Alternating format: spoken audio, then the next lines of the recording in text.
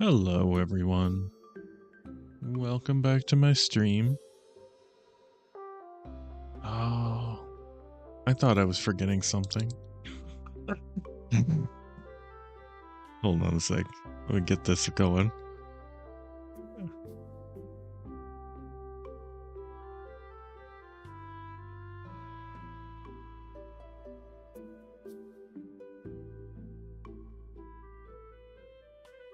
There we go. That's better, right?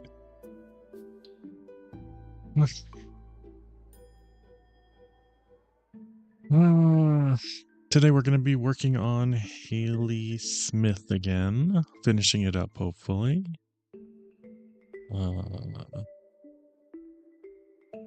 Model kitting and all that.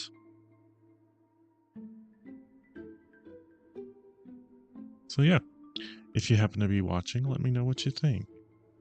I'd appreciate any feedback. Whether things are too loud or too quiet or stuff like that. If I hit my microphone too many times, like I just did. I don't know if you heard that, but I did.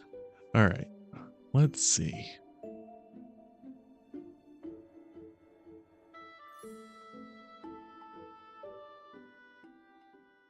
I'm gonna turn that down.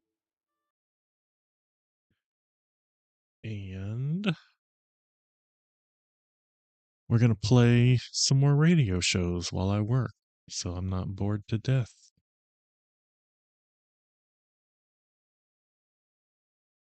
We are listening to Suspense still. And this episode is called The Devil in the Summer House. So here we go. Enjoy, everyone.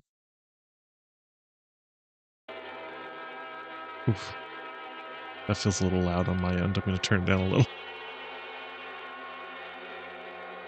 Somewhere along the Hudson, perhaps not far from Terrytown, there is a modest house in its own grounds.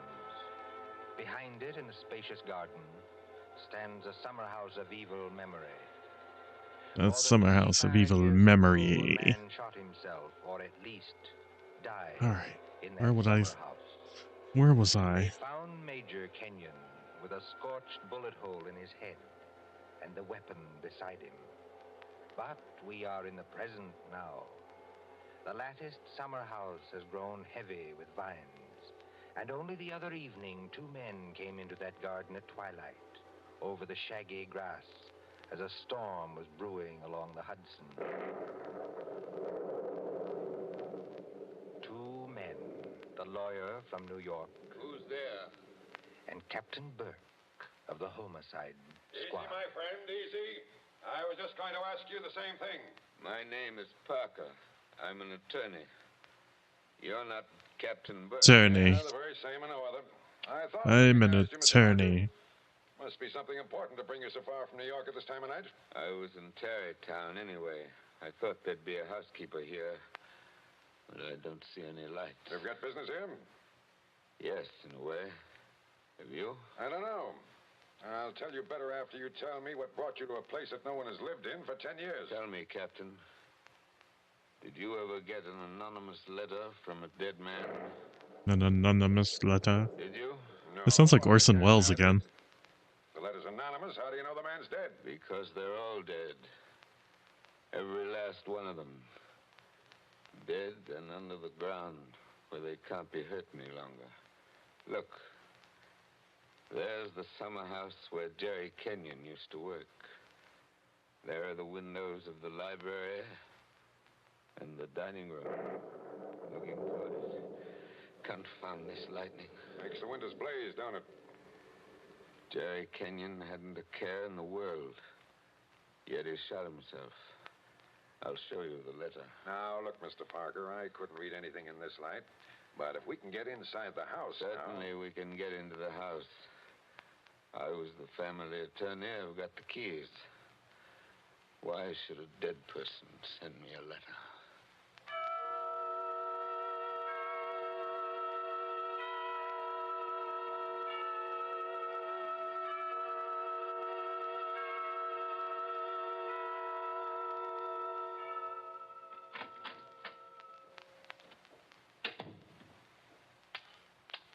No lights working, eh? But you got a flashlight, I see. Came here prepared for anything, eh? This is the library. There were always Library. candles on the mantel. Yes, there they are. Have you a match, Captain? Yes, I'll light them. That's better. Same old heavy furniture. Same old thick carpet. Same old globe map. Now, Mr. Parker, this letter that you were talking about. Yeah. Read it. Hey, wait a minute. This thing is dated November 2nd, 1918. That's right, and be careful of that paper. You see how old it is? But it was mailed yesterday. From where? I don't remember. I didn't keep the envelope. Read it. Dear Joe. In case you didn't know it, I'm Joe. Dear Joe, if you want to know how Major Kenyon really died... But we know how he died. It was suicide. Are you sure it was? Whoever wrote this letter doesn't seem to think so. If you want to know how Major Kenyon really died, look in the third drawer of the desk in the library. Press hard at the back of the drawer. Yours very truly. It's not signed. That's right. Now, you sure you don't know who wrote that letter? This is the first time I've been back in this room, Captain. It was almost a home to me once. There's the chair where Isabel sat on the afternoon it happened. Isabel was Jerry Kenyon's wife. Beautiful woman. There's the door that the maid let me in by that afternoon.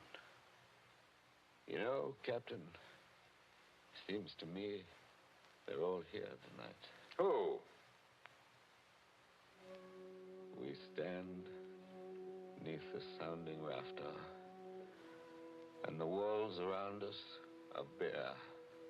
And they echo our peals of laughter.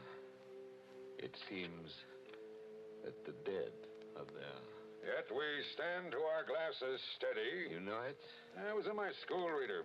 How does the rest of it go? Yet we stand to our glasses steady and drink to our comrades' eyes. Here's a glass to the dead already. Hurrah for the next that dies. Excuse me, Captain. I don't know what's come over me talking that way. I was very fond of these people. Are you going to look in the desk drawer? This is a lot of nonsense. Then why are you here, Mr. Parker? Jerry Kenyon was always a happy man. At least that's what I always thought. Big, boisterous fellow. Yeah? He had a good position with Vitaturn. You know, the phonograph company. Yeah, sure, I know. But he'd just been made a major in the Army. 1917. There was a war on then, too, if you remember. I remember. To make the world safe for democracy. Old days. Old heartaches. Old memories. I remember that blazing hot day in August when all the windows were up. I remember this room. And Isabel, that was Jerry's wife, sitting in that chair, knitting. I remember... The band?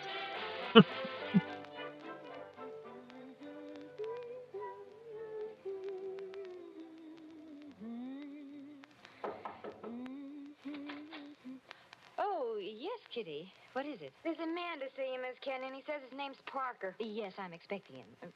Show him in, please. All right, ma'am. Shall I take your knitting in your knitting bag? Why should you take my knitting? I don't know, Miss Kenyon. I just wondered. You can come in now. Thank you. Hello, Joe. Hello, Isabel. You sent for me? Joe, I must apologize for Kitty. Servants are getting to be a problem nowadays. She looks pretty enough to get along. Oh, Kitty's got large ideas.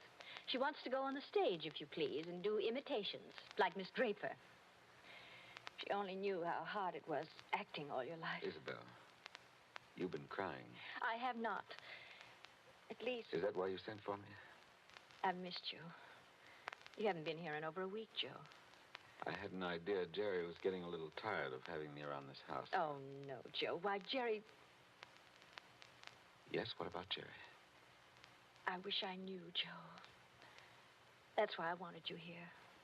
Where is he, by the way? I want to say goodbye to him before he leaves. He's probably out in the summer house where he works with all those papers. He's got a lot of work to catch up with. He's going overseas tomorrow. Yes, I know. He's out there. He's been out there all day. His last day here, and I've been alone. That sounded like a shot. Yes, it was a shot, Joe, In the house. dear. Doesn't seem to worry you. It's only Paul, Jerry's brother, Paul. Oh, thought you'd gotten him off your hands for good. Jerry asked him out. He got here 2 nights ago. That doesn't make it any easier for you, does it? No, I don't mind. Jerry's fixed him up with a pistol range in the cellar. Paul's a terribly bad shot. Not like the rest of us. What? You don't seem to like it, Joe. Shall I have Kitty go down and tell him to stop? No, it's bearable. As long as he keeps away. Poor Joe. But, about Jerry, who is it this time? Joe, Jerry's been home 5 days on leave from camp. Well, never mind what camp. But he spent 4 evenings of those 5 with that Fisk woman. Diane Fisk? The redhead with all the money? Oh, she got money? Wow. She must have some attraction then. Please understand me, Joe. It's not that I'm jealous any longer. It's just No, that of course not. Jerry goes his way and I Of go course mine. not. I may not be without admirers myself, if it comes to that. You've no idea how true that is, Isabel. No, I was thinking about Jerry. He may not always be lucky. He may meet some girl who's not as broad-minded as I am. And then when he gives her the go-by... Paul must be getting really furious down in that cellar. He's not hitting anything. He must be using a lot of ammunition. Now, your trouble, Joe, is that you're too much of a gentleman. And if you really want to see Jerry, there he is now. Where? Just standing in the door of the summer house. Look out the window. Infernally bright out there. Doesn't he look noble in his new uniform? Sam Brown belt and revolver and everything. Look how he turns around and waves his cap at us. Like a real soldier. Real soldiers don't exactly wave their caps, do they? He does. Jerry? Jerry! Hello there! Jerry, Joe Parker's here. Who? Joe Parker. Who? He wants to see you. Well, give him a drink or something. I'll be up in a minute. Into the summer house again. Not a care in the world, Now, has he? listen, Isabel, you've got to slow down. You'll be crying again in a minute. Come on over here and sit down. Light hurts my eyes, that's all. Well, then we'll just pull these blinds. We'll still be able to see. There, how's that? It's better, thanks. Now, can I Joe. get you anything? Oh, no, you heard the Great White Chief's orders. I'm to get you something. What do you have, Joe? A highball? Don't bother with that. Oh, it's no bother. Everything's out in the dining room here. The Iceman didn't deliver today of all days, so I'm afraid I can't give you any ice. I read in the paper yesterday that we're likely to have automatic ice boxes any day now. Things that freeze ice by electricity or something. Do you believe that, Joe? I doubt it. Listen, Isabel. Here you are. It's not cold at all. It's the best I could do. Thanks very much. What I wanted to say was, couldn't you get that brother of yours to give up practicing now? Hasn't he done his good deed for the day? Yes, maybe he has. I'll ring for Kitty. You don't have to call me, Miss Kenyon. I'm here. Oh, yes, Kitty. What is it? It's only to tell you there's another visitor. This time it's a woman. Lady Kitty. Call her a lady, please. Oh, maybe. She says her name's Diane Fisk. Diane Fisk, that's Jerry. Kitty, tell the lady I'm not in. Lady. She's a fine lady. I don't want to intrude, my dear. I don't want to intrude. Anyway, it's too late, Miss Kenyon. She's coming down the hall now. My dear Mrs. Kenyon. How do you do, Diane? This is a friend of ours, Miss Fisk, Mr. Parker. Now, I don't want to intrude, really, I don't. I wouldn't have intruded for worlds, especially on a day like this. Isn't it awful? But your husband simply insisted, my dear Mrs. Kenyon. He simply wouldn't take no for an answer. I'm sure he wouldn't. Do you know what he's brought from his office as a surprise? No. A phonograph recording machine. He's going to let us use it. So that we can all hear ourselves talk twice. How nice. Heaven's name, can't somebody stop that firing? Don't fly off the handle. Take it easy now. Kitty, Yes, ma'am. would you please go down the cellar and tell Mr. Kenyon's brother he's driving us all crazy. Tell him to stop. Yes, ma'am. My dear Mrs. Kenyon, I do hope I haven't offended you in any way. I know I'm a silly little chatterbox. They say people who have red hair often are. Because at your age, you must find the heat very trying. Don't you think we'd all better sit down? I was very much interested in what Miss Fisk said about a phonograph recording machine. Mrs. Kenyon was just talking about a machine to make ice. Yes, yes. Isn't science wonderful? But There's a machine for Sweetie, everything you nowadays. can't invite me out here and then go and fall asleep in the summer house. Oh. Did you say fall asleep? Yes, of course. How did you know? Well, I came up the back way and I saw him in the summer house with his head forward on the table, taking a nice little snooze. That's very queer. Of course, you couldn't see much except in the bright light of the door, but I think I saw him there. I didn't disturb him, naturally. But I think I'd better disturb him. Oh, now, please don't trouble on my account. The fact is, my dear, I don't altogether trust myself in this room. A woman of my age has to conserve her strength, you know. So if you'll just excuse me. Well, of course, if you... Oh, dear, I just can't think what I'm always saying because I have the best intentions in the world, Mr. Barker. But, Parker. Oh, yes, Parker, but I do somehow manage to offend people being so dependent and everything. Except the men, of course. I couldn't offend you, Mr. Parker. Now, could I? Madam, I'm not sure. Well, of course, the person I really came to see was Paul, Mr. Kenyon's brother. He's a little young, of course, but he's joining up next month, and I think we should all do our bit, don't you? He has such a pleasant personality. I think he likes me. Why, if he walked in at that door this minute... Now, how am I ever going to get any place? Someone's always interrupting my revolver practice just when I'm getting to the point where I can... Oh. Why, Paul... Good Lord, are you here again? You're a very untidy object, Paul. Well, it's pretty untidy in this cellar. And dirty. I've got cockroaches on me, so keep away. Did you have a good day shooting? Swell. One of the best. Hit the target? On the only shot that mattered, I hit the target dead center. That sounded like Isabel. I think it was Isabel. Why have you got those blinds down? Get them up. What is it? What's wrong with you? What are you looking at through that window?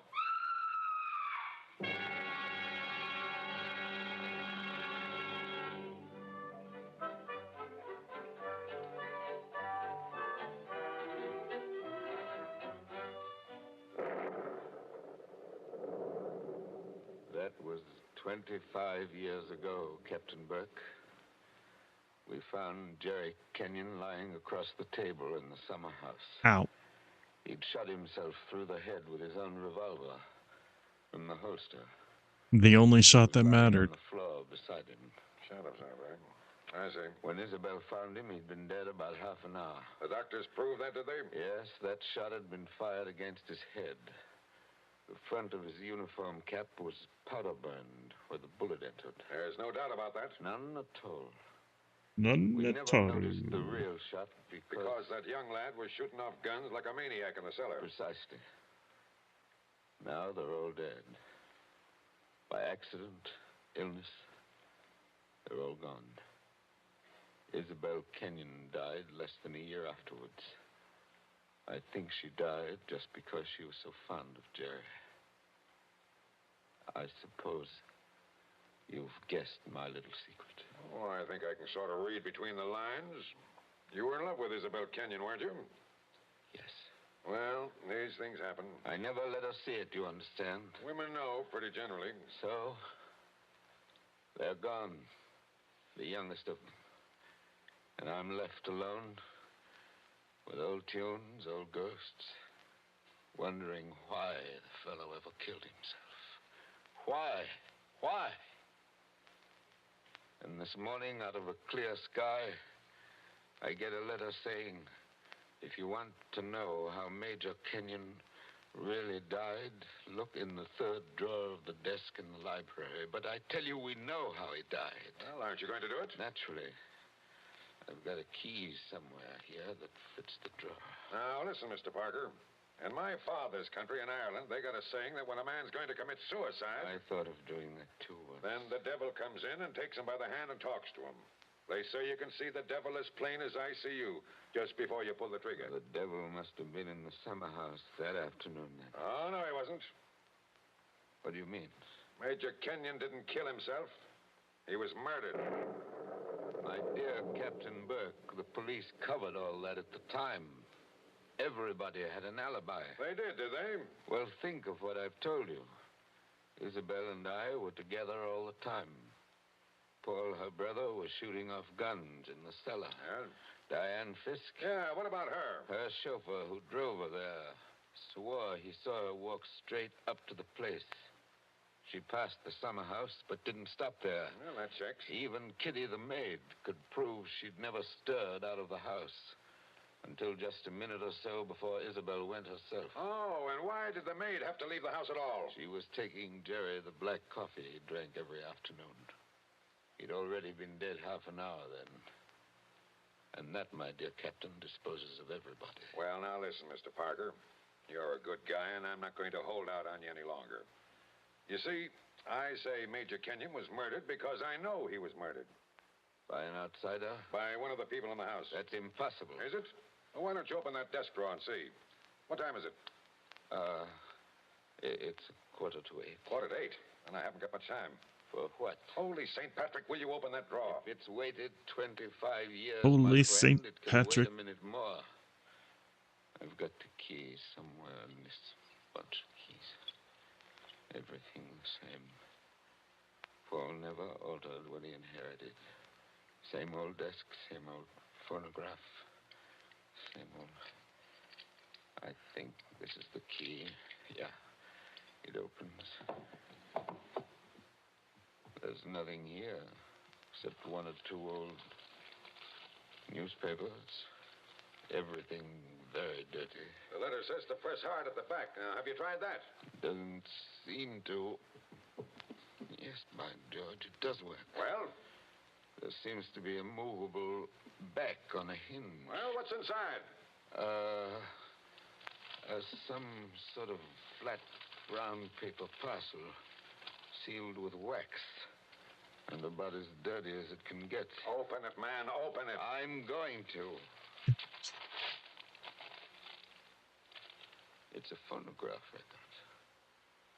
There's a plain white label. Something on it written in pencil. I don't see too well nowadays without my glasses. Well, here, give it to me. I'll read it to you. Go on.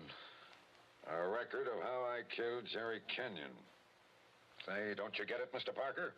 This is the real goods.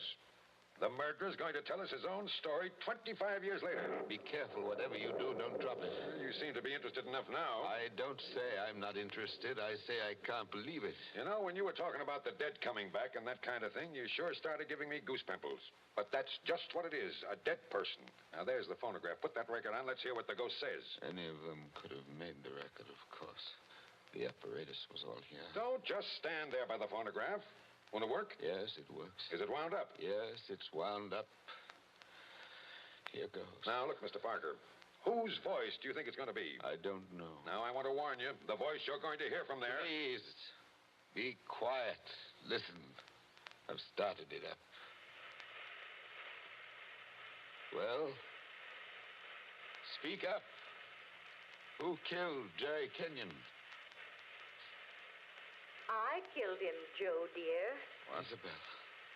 I'm sorry about it, Joe, but I had to have you for an alibi. And you were so terribly easy to It's fool. only a phonograph record, man. Don't look at it as if it was alive. You said you and I were always together, Joe, but that wasn't quite true. I left you to go into the dining room and mix a highball, remember? Yes. And I was carrying my big knitting bag. Remember that, too? And there was something else in it besides knitting. I'm an awfully good revolver shot, Joe. I told you we were all good except Paul. And the back windows of the dining room faced the same way as the back windows of the library. Thank you, Isabel. Thank you. Jerry was in the summer house. I made a sign to him from the window, and he came to the door there. In bright sunlight, 50 feet away. True again, Isabel. True Joe, again. don't you know what August heat is in a wooden summer house? Didn't anybody see that no man would be wearing a cap inside on a day like that? Jerry had taken his cap off before he went into the summer house. We saw him do it. He was bareheaded when he came to the door. So I lifted the revolver and shot him through the head. Then I dropped the gun back in my knitting bag and went back into the library with your drink. Isabel. Don't talk back to the thing, man. He'll drive me There was something else screwy. in my knitting bag, too. I had to use it. It was a duplicate of Jerry's army camp with a powder-burned hole already fired through it in the place I wanted. Very clever of you, Isabel. So I've been the goat for 25 years. I waited for some time and then slipped out to find the body. I fitted the new cap over Jerry's head in place where it ought to go. I put the old cap in my knitting bag. I took his revolver out of the holster and kept it.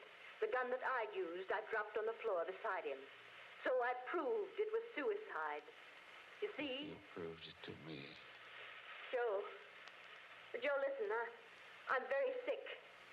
They tell me I'm going to die. You are dead. Joe, I'm afraid. I'm going out in the dark, and I don't know what's there. Don't go away, Isabel. Come Joe. on. Just for a minute. Okay, I've had just about enough of this. Joe, I want you to tell everybody about it. I want you to tell them how a poor, crazy woman couldn't stand that man any longer, and how... There.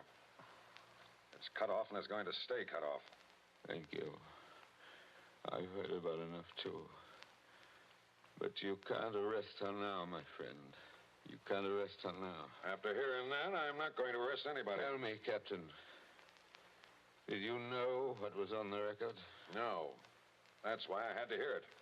I knew about it, but I wasn't sure what it had to say. But so help me, I never guessed how hard it would hit you. Man, don't you get it even yet? Yes, I get it. Oh, no, you don't. You don't see anything. No, you don't. That was how the fake suicide was managed, yes. That's just how it was all done, bar one or two little things. Only what? Only it wasn't Isabel Kenyon who committed the murder. Did I hear you correctly? You did? This is another one of your little jokes, I imagine. Can't you let me alone? Have you some kind of personal spite against me? What did I ever do? You're going to hear the real truth now if I have to hold you down in that chair. I know Mrs. Kenyon didn't kill her husband because I've just come from talking to the real murderer up the river. But they're all dead. Oh, no, they're not. And I haven't got much time either. That clock's just going to strike 8. What's the time got to do with it? Good deal if you'll follow me. Mrs. Kenyon died less than a year after her husband, didn't she? Yes. But it wasn't Mrs. Kenyon's voice you just heard on that record. What? I'm telling you, the real murderer hated her. Hated her like poison and wanted her blamed for the crime. When Mrs. Kenyon died, the real murderer wrote a letter. Well? But she never mailed that letter. She made a lying record of Isabel Kenyon's voice as evidence. Now you figure it out for yourself. Who was pretty enough to take Major Kenyon's eye and strike back like fury when she got thrown over? Who wanted to go on the stage and do impersonations? Kitty, the maid. Ah, you're talking sense. She shot Jerry from the dining room window. When she couldn't borrow Mrs. Kenyon's knitting bag, she went out to the summer house with a gun and the fake cap wrapped in a napkin on a coffee tray. She did go out, I remember. Actually, she got there before Mrs. Kenyon did. But the summer house was dark inside, and Mrs. Kenyon never noticed her. The next day, Kitty wrote that letter, but she couldn't bring herself to send it. So she kept that letter till the day before yesterday. Then one of the boys at Sing Sing, Wait a minute. thinking he was doing her a kind action, put a stamp on it and mailed it. Did you say Sing Sing? Yes. They're electrocuting her tonight for the murder of an Italian down at Collier's Hook. She just I found out about killed a the bunch of record, people. all right. But the one thing I wasn't sure of was that she had done the job alone. Now, frankly, the way you acted, I thought that you might have been in on it, too. Well, that's why I had to hear it through. And it was anything but a joke. And now, here it goes to blazes forever.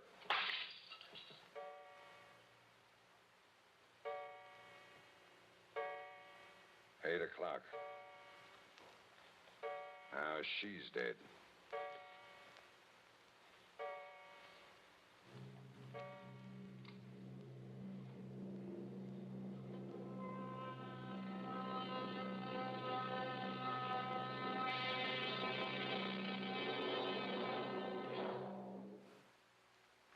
And so ends The Devil in the Summer House. Tonight's story of suspense.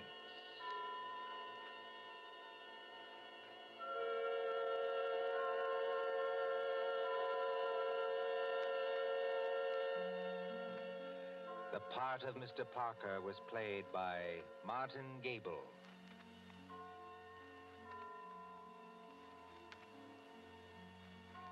Again next Tuesday at 9:30 p.m. Eastern Wartime. A story dedicated to the thrill of the nighttime, the hushed voice and the prowling step. Another adventure in suspense. William Spear, the producer, John Dietz, the director, and John Dixon Carr, the author, are collaborators on Suspense. This is the Columbia Broadcasting System.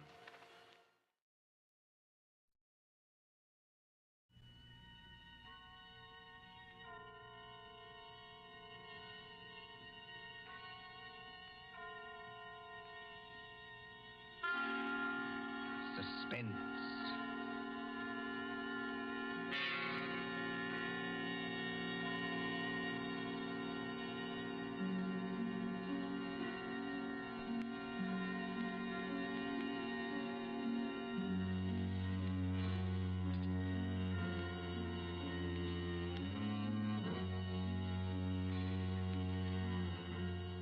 The thrill of the nighttime, the hushed voice and the prowling step, the stir of nerves at the ticking of the clock, the rescue that might be too late, the crime that is almost committed, mystery and intrigue and dangerous adventures. We invite you to enjoy stories that keep you in suspense.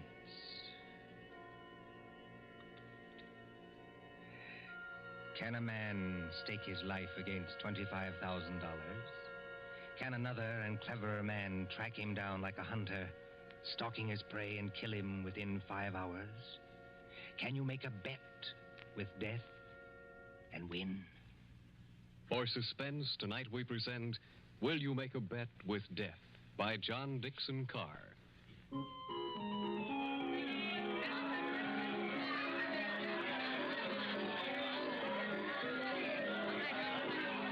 Coney Island on a summer day. There's the beach, bright-colored with bathing suits. There's the boardwalk, all straw hats and summer dresses. There's the Ferris wheel and the roller coasters. There is all humanity eating hot dogs and having a good time. And over there, beyond that souvenir shop, is the haunted mill. You get into a little boat.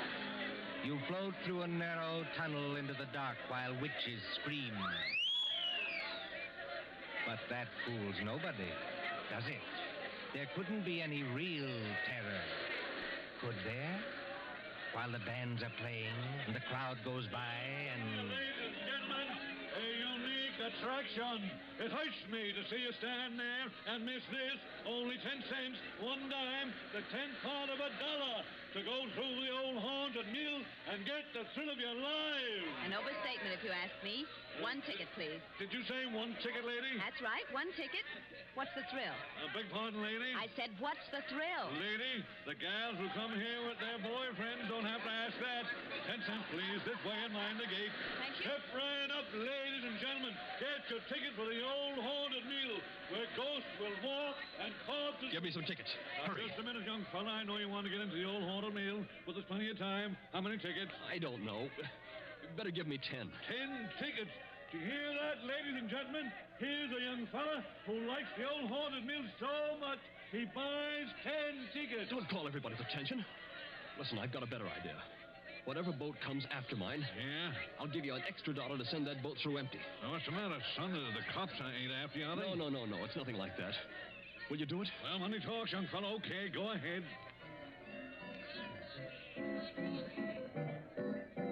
Isn't there an empty boat here? Well, really? You've got such a great objection to riding in the same boat with me? Oh, I'm sorry. I didn't mean that at all. Don't misunderstand. Then you better get in if you want to go. This boat's starting to move. Yeah, I better sit down. You certainly had. Look here, I want to apologize. That's quite unnecessary. This place is rather childish anyway, isn't it? Yes, isn't it? But I've seen everything else, so I may as well see this. Here we go in the dark. Oh, What was that? One of the ghosts, I imagine, from a machine. It sounded like him laughing.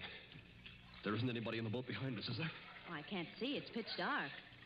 Listen, Miss... My name is Andrews, Betty Andrews. If it's customary to exchange names in a place like this. Mine's Pendrell. Bob Pendrell. Did you say Pendrell? Yes. Do you know it? Oh, no, not exactly. It's an unusual name, that's all. I don't want you to think I'm out of my mind, though I very nearly am. But I've got 5 hours to go. Just 5 hours. At the end of that time, either I'll have won $25,000 or else... Or else? Or else I'll be dead. You know, I wish I'd kept you away from this boat. Well, there's nothing to get alarmed about. Yeah, maybe so. I can't tell you much, but I had to tell somebody that or I'd have started yelling. There's just one other thing. Sorry. In these places, they've usually got little dim-lighted rooms along the way. Yes, Exhibits. boats and things. Yes. Well, when we come to one, I'm going to get out of this boat and hide there. Just don't get alarmed, and don't tell anybody when you go out. But why should you do that? I think I see a light ahead. Well, there is a light, but... Dim, too. That's all for the good. It's... Yes? We're coming around the corner. Look, I'm going to have company when I get off. A waxed dead man on a pile of straw. Oh, I hope I can stand these noises. Goodbye, Betty Andrews. I wish we'd met at a different time. Mind the boat! Here, what are you doing? Getting out, too? Don't be an idiot. What's the idea? You need looking after, Mr. Pendrell. And if we must hide, I suppose this is as good a place as any. I won't have it. Quick. There'll be more boats along. Over behind that dead man on the straw. He'll hide us. Hurry. Well... Now, Mr. Pendrell, in the queerest place I ever get into, please tell me what this is all about. I can't tell you. You said it yourself. If you don't tell somebody, you'll go crazy. Maybe you're right. It's against the strict terms of the bet. But this is the last day. And I tell you, I can't hold out any longer. Lower your voice. There's a boat coming.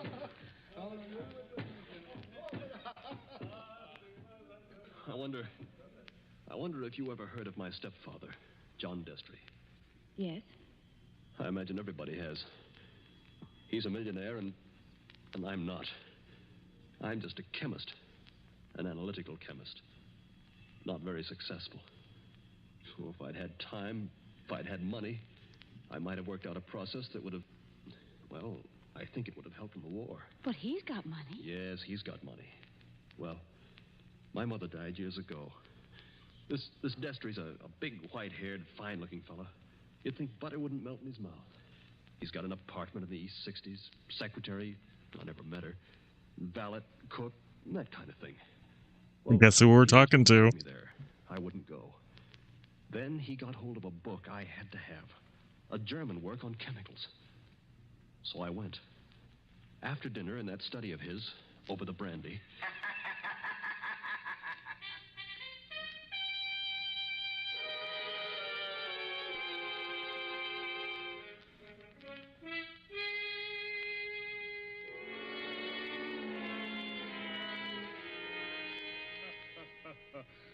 Oh, my dear Robert, you're quite welcome to the book. Don't mention it.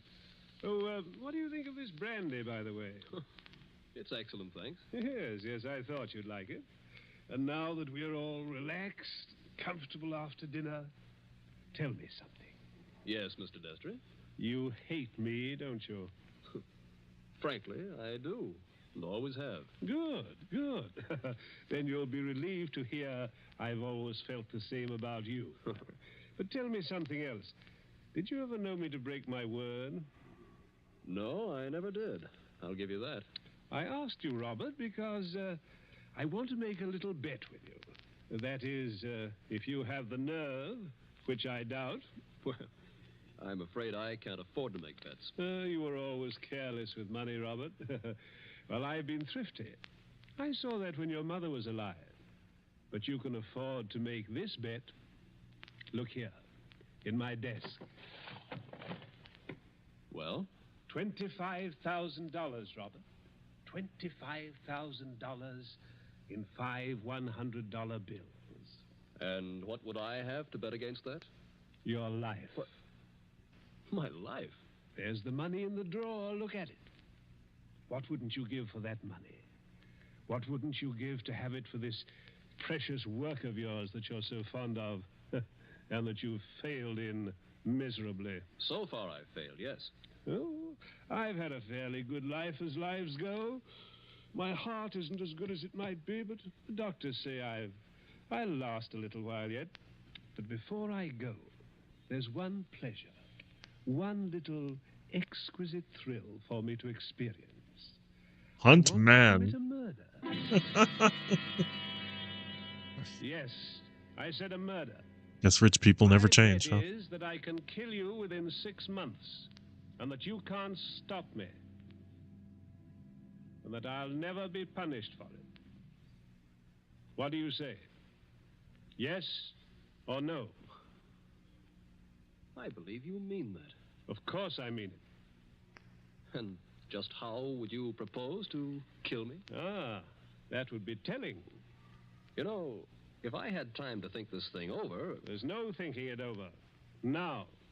Yes or no? Yes. You must need the money badly, Robert. I do need it. But oddly enough, Mr. Destry, that isn't why I'm doing this. No? No. I want to show you you can't play the Lord Almighty and get away with it. Are you challenging me? Yes. You don't think I can do it? I know you can't. We mustn't get excited, Robert. I can. There will be conditions to the bet, you understand? What conditions? First of all, you'll never mention this matter to anyone. All right. That seems fair enough. You'll remain within the city limits of New York for 6 months. You'll spend at least 1 hour of every day walking the open streets alone. All right. You'll spend at least 1 hour every evening in your own room, alone. I may come to see you, or I may not.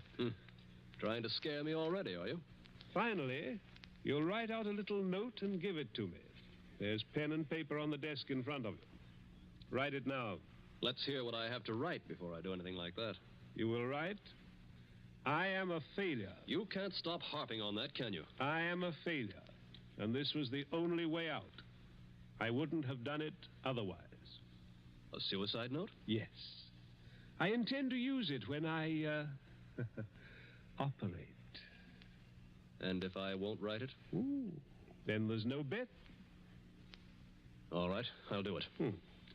It's now, let's see, 9 o'clock on the night of January the 10th. If you're alive and not in a madhouse... Does that go into the bargain, too? Yes. At 9 o'clock on the night of June 10th, given those conditions, you will receive $25,000. Does a funhouse count as a madhouse? Nice rattle, Robert. You're playing with death now. I know it. Aren't you going to finish your brandy? No, thank you. Oh, then pour it back into the decanter. You heard me. Pour it back into the decanter. If you were as careful as I am, you wouldn't be where you are now. You mean cheap? Always be thrifty. I can promise you, by the way, that you'll always be perfectly safe as long as you're in this apartment. But that's the only concession I make. I notice your hands are steady at the moment. I wonder what they'll be like a month from now.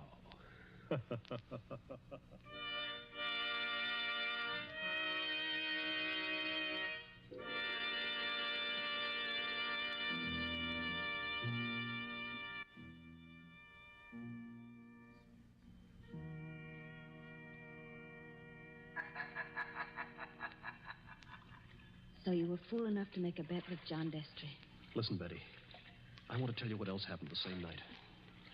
I got on a Fifth Avenue bus and started to look through that book that Destry gave me. It was a book that I wanted about poisons. Well, just as I opened it, I felt something sharp prick my fingers. I looked down, and my hands were covered with blood. He had sewn safety razor blades in a line down the inside edge of the cover. Oh, no. Yeah. A little white card fell out of the book. And I read it. It said, "See how easy it is to take you off guard? Those razor blades aren't poisoned, but they might have been. Take warning." Betty, that was 6 months ago. 6 months less 5 hours of careful, refined torture. And now, I've got only 5 hours to go. What's he done in the meantime? Nothing. Nothing. I don't understand. I like that they included regular feet, but I kind of wish they had toes and weren't just a blank mannequin looking thing. Once at the laboratory where I work. Like, I don't know why they didn't mold it to make it look like toes, but whatever. And a Mexican tarantula, one of those furry spiders about as big as your fist, ran out across my hand. It was a toy tarantula. He enclosed a card asking whether I didn't admire it. Bob, this can't go on. I used to think I didn't have a nerve in my body. I could hold a test tube at arm's length absolutely steady for minutes at a time. Now look at me. Don't, please, don't. But the waiting's almost over now. Walking the streets, wondering who's behind you. Sitting alone at night, listening for every step on the stair. He's got very little time left now, and he's got to do something.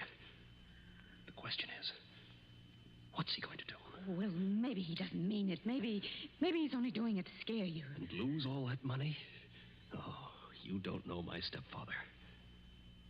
Listen. Huh? I don't hear anything. That's just it. There's no sound of running water. The boats have stopped. Then we're all by ourselves in here.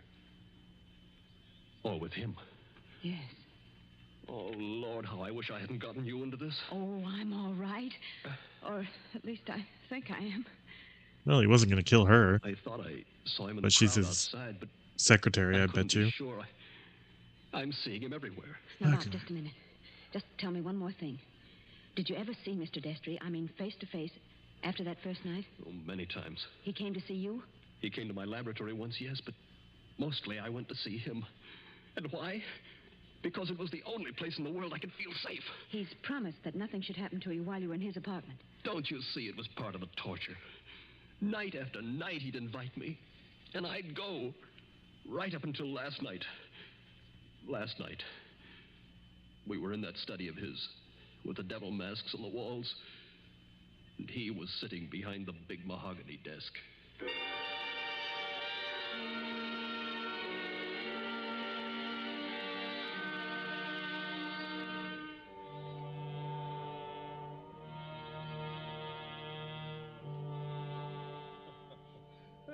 My dear Robert, I'm pleased and even touched to have you here on the last night before you, Why don't you say die and get it over with? Oh, well, let's not say die.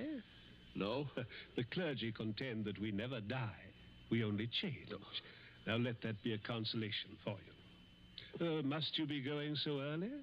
There's that 1 hour at home rule to our bet, if you remember. I remember. You're keeping to the rule. Yes, and I mean to beat you at this if it's the last thing I ever do. The last thing I ever do? That's an unfortunate choice of phrase, Robert. My boy, you haven't a chance. Something's going to happen to you within the next 24 hours when you least expect it. Will you answer me one question? If I choose. Have you decided how you mean to kill me? I decided that 6 months ago. And you still think you can get away with it? It's a method which has never been known to fail. I give you my word of honor on that. Is it sudden? Yes, and no. Wouldn't you like to know what it is? Good night, Mr. Destry. I think I'd better be leaving. No, my dear boy, you mustn't go yet. Sit down. Pour yourself a glass of brandy. No, thanks. Then perhaps you wouldn't mind pouring me a little. My doctor allows brandy, though I'm forbidden spirits. I notice your hands are shaking quite a good deal. They weren't like that 6 months ago, were they? No. You were full of confidence then. Oh. And it grieves me to see you waste tobacco by lighting a cigarette and putting it out immediately. Oh, it's no use lying to you. but I'm going to beat you just the same. You wouldn't like to back out now? After what I've been through? You'd still have your life. I'll keep it, thanks. That's very unwise of you, Robert. Still, you must decide. Oh, I was expecting my secretary a little later to dictate some letters. But now, I think I'll leave her a message that I've gone to bed and turn in myself. Tomorrow is likely to prove an interesting day for both of us. Here's your hat, here's your briefcase, and let me wish you a fond, peaceful, and happy good night.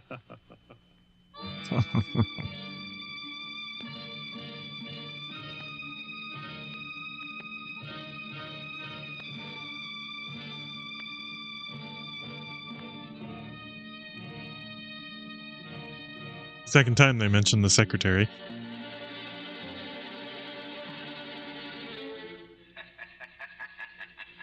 That was last night, Betty.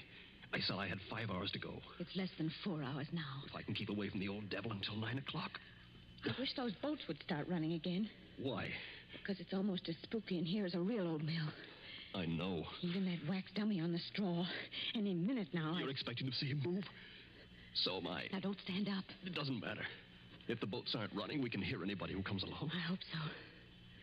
Do you think Destry's got in? Bobby can't have got in. He can't even be here. Why not? Because Mr. Destry told me... Mr. Destry told you? I'm his secretary. Yep. You know, Betty Andrews? Yep. I'm sorry it was you who did this. Did what? You can't guess, can you? Oh, Bob, I didn't come here to trap you or spy on you. If that's what you're thinking, I swear I didn't. No. You only got me to tell you the whole story and lose my bet. I haven't heard a single word you said. Bob, please believe that. He didn't send you here, of course. No. And of course you never saw me at his apartment last night. No, I swear I didn't. I got there late. He'd gone to bed. I didn't even take off my hat or gloves before I left again. Don't you understand, Bob? I hate him, too. I want to see you beat him. You've got to beat him. You mean that? Look at me and see if I mean it. Betty, I almost believe you. Almost. You must believe me. Almost. And anything else?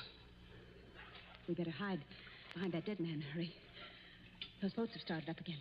I wish I could tell you, Betty, what that means to me. Come on, hurry. Wait a minute, you two. What? Stay just where you are. Where's that voice coming from? Along the tunnel, I think. But it's not Destry's voice. No, it's a man standing up in a boat. He's coming around the corner. I can see him now. Hurry. The old haunted mill, eh? My golly, if this ain't some place to make a pinch, I never heard of one. What do you mean? Make a pinch? Just what I said. Your name, Robert Pendrell? Yes. Who are you and what do you want? Police headquarters. You're to come along with me. I want to see you over in New York. About what? I wouldn't know, lady, but it might be about the murder of John Destry. Oh, no! Did you say the murder of John Destry? That's right. Somebody poisoned him last night with mercury cyanide. I wouldn't have got you at all, maybe, if the barker outside there hadn't thought the cops were after you to start with. Betty. Yes, Bob? He's beaten me. He hasn't beaten you. Oh, yes, he has. And I know now the weapon Destry was going to use in killing me. What weapon? It never fails. The electric chair. You mustn't talk like that. Don't you see? He never once intended to kill me in the way I thought. Are you coming quietly, Mr. Pendrell? Just a minute. He's poisoned himself. But he's left evidence to show I did it. He's killing me the worst way possible. He's won the bet. The money doesn't matter now. If I'm in the death house for murder, what use have I got for all the money in the world?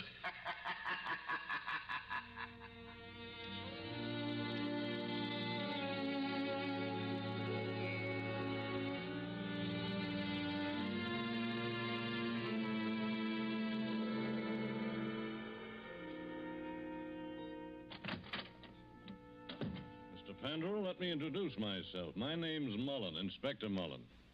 It's a pleasure to meet you, Inspector. It's a pleasure to be safe again.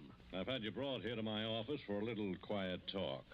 You're in a jam, son, and I want you to realize how bad it is. You think I don't realize it? John Destry was poisoned with mercury cyanide administered in a glass of brandy. And only my fingerprints were on the glass besides his own. I can guess.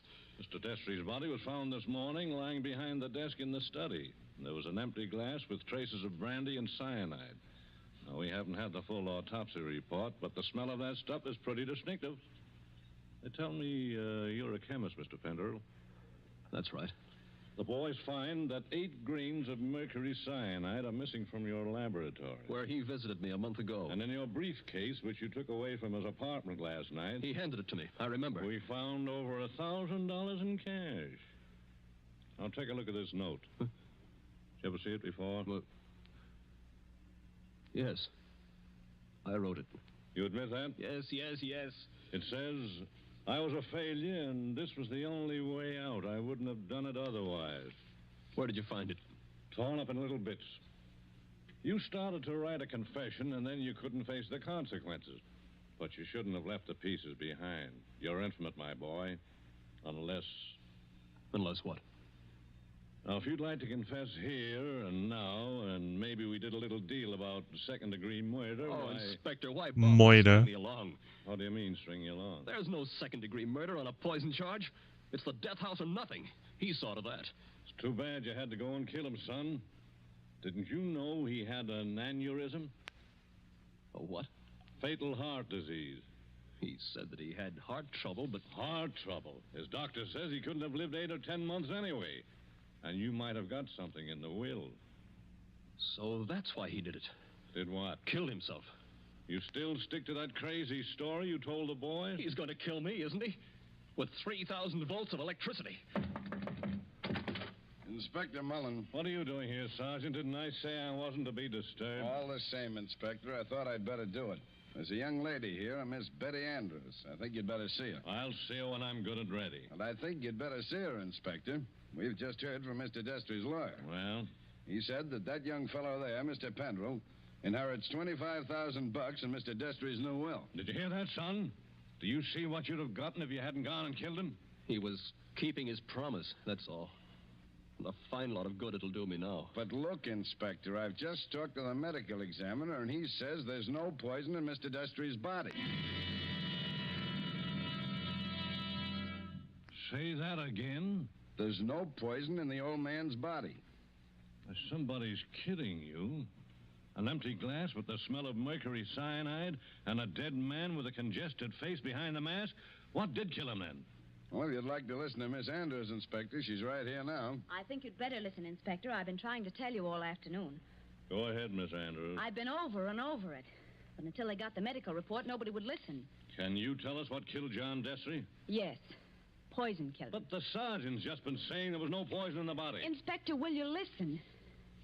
I was at Mr. Destry's apartment late last night. Well, so what? You didn't kill him, did you? The servant said he'd gone to bed. So I looked into the study to see if there were any instructions. Was Mr. Destry dead then? I don't know.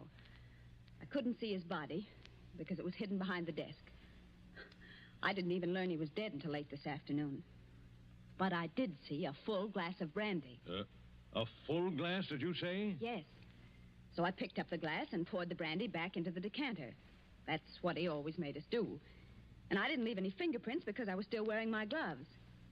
And that was the same glass you later found empty. But you still are not telling us what was the poison that killed John Destry. It was the poison in his own system. He worked out this plot to convict Bob Pendrell. Only just as he stretched out his hand to drink the cyanide... Inspector, I think I see it. It was his last great hour. He couldn't resist such gloating as he'd never known before. That's it. His heart wouldn't stand it, and he fell dead behind the desk. And I think, if you study the expression on his face, you'll find he died laughing.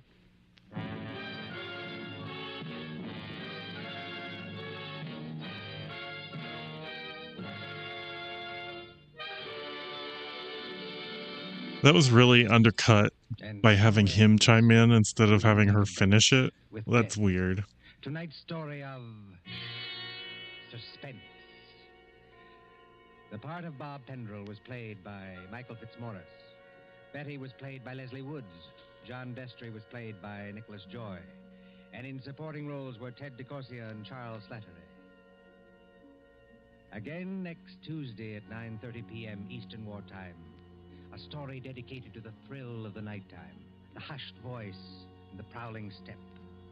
Another adventure in suspense. William Spear, the producer, Mark Slobe, the director in the absence of John Dietz, and John Dixon Carr, the author, are collaborators on Suspense.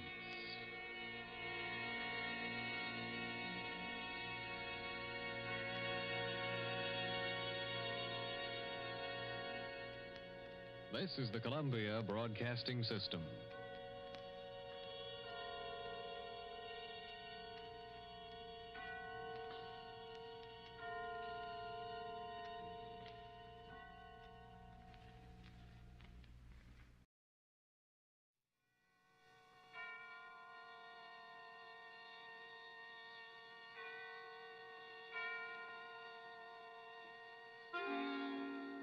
Suspense.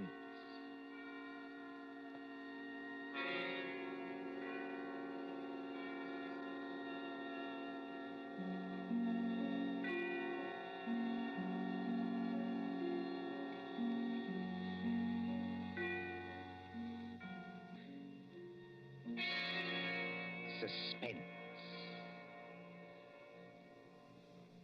For Suspense, tonight we present Menace in Wax by John Dixon Carr.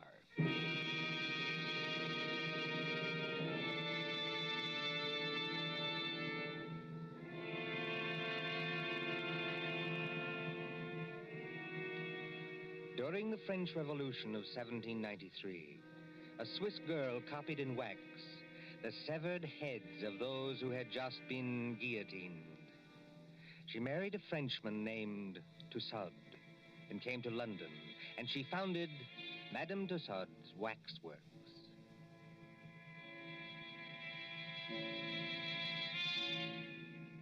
There it is, still in Marylebone Road, near Baker Street Station. Not the original building. That was destroyed by fire. But it remained untouched when a darker shadow than revolution came to England. And they plastered high explosives all along that road and hit the cinema next door. We are going to London under the bomber's moon.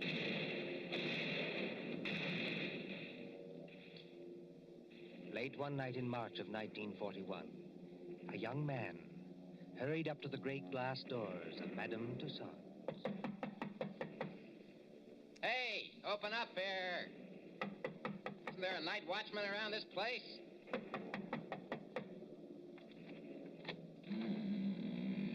There is, Governor, and I'm him. Now, what do you want at this hour of the night? My name is Rogers. I'm from the Daily Record. Oh. These people do not sound French. My press card.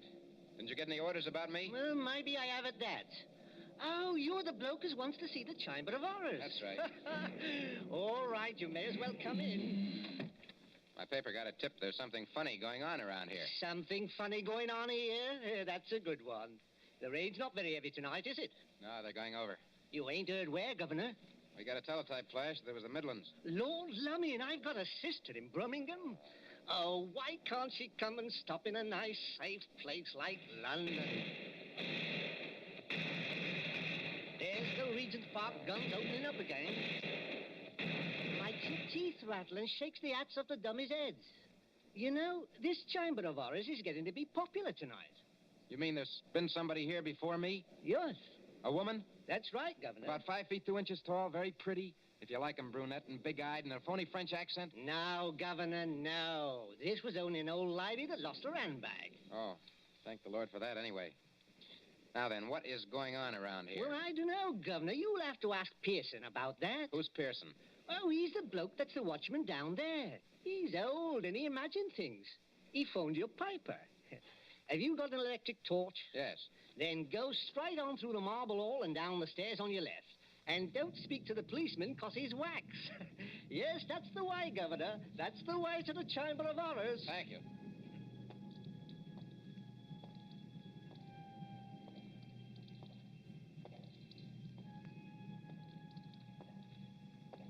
Pearson? Hello, Pearson. Pearson? Yes, sir. Huh? You're looking for me. Oh, I didn't see you there. I must have thought you were one of these wax dummies. Ugly dim light, isn't it? Yes. Rogers is my name. I'm from the Daily Record. Oh, yes. I'm glad you came over. I phoned your paper myself. Maybe I'm just imagining things, but... Oh, I don't blame you. This place would make anybody nervous, especially during an air raid. Well, sir, it's all right as long as you don't get to imagine they're watching you. Oh, and do you? Oh, yes. Sometimes. That's the gambling group in the center there. Uh-huh. What's that thing over there? That's the famous guillotine. Oh, wait a minute, old boy. You're not trying to tell me that's the original guillotine? No, that was burnt in the fire. Madame Tussaud bought it from Sanson, the executioner. Let me tell you something, Mr. Rogers. What? Years ago, this is straight, a young French woman came in here. There was nobody else in the place. She thought it'd be great fun to say she'd put her neck in the same guillotine as Marie Antoinette. So she climbed up on that platform. She snapped the little wooden collar down round her neck, shutting herself in. All of a sudden, she realized she didn't know which spring controlled the collar and which spring controlled the knife. Oh, good Lord, she didn't... No. But they say she went crazy. They say she screamed and screamed. What's that? I'm sorry. I didn't mean to scare you, but sweet mama, I'm so scared myself I cannot help it. Susie. Oh my no, God, no, not Susie. the worst French accent I think I've ever heard. You make it so it rhyme with floozy. That is not nice. Why, you little devil. I ought to turn you across my knee. What are you doing here? And will you forget that French accent? You're driving me crazy. You know this young lady, sir? Do I? She works for my paper. She's haunting me. Oh, Bert, that's not nice. I like the way I talk. I only try to give you ideas. That's just what I mean. Now take your arms from around my neck. She's French, sir. Her mother came from New York, like I did. She's got some funny ideas, accents, and disguises. So I dress up as an old lady, and I come along, too. That is clever, no? Definitely no. But I go into what I think is the lady's room, and there is Jack the Ripper. I'm so scared I almost kick the ghost. Whatever else you do, miss, for the love of heaven, put out that cigarette.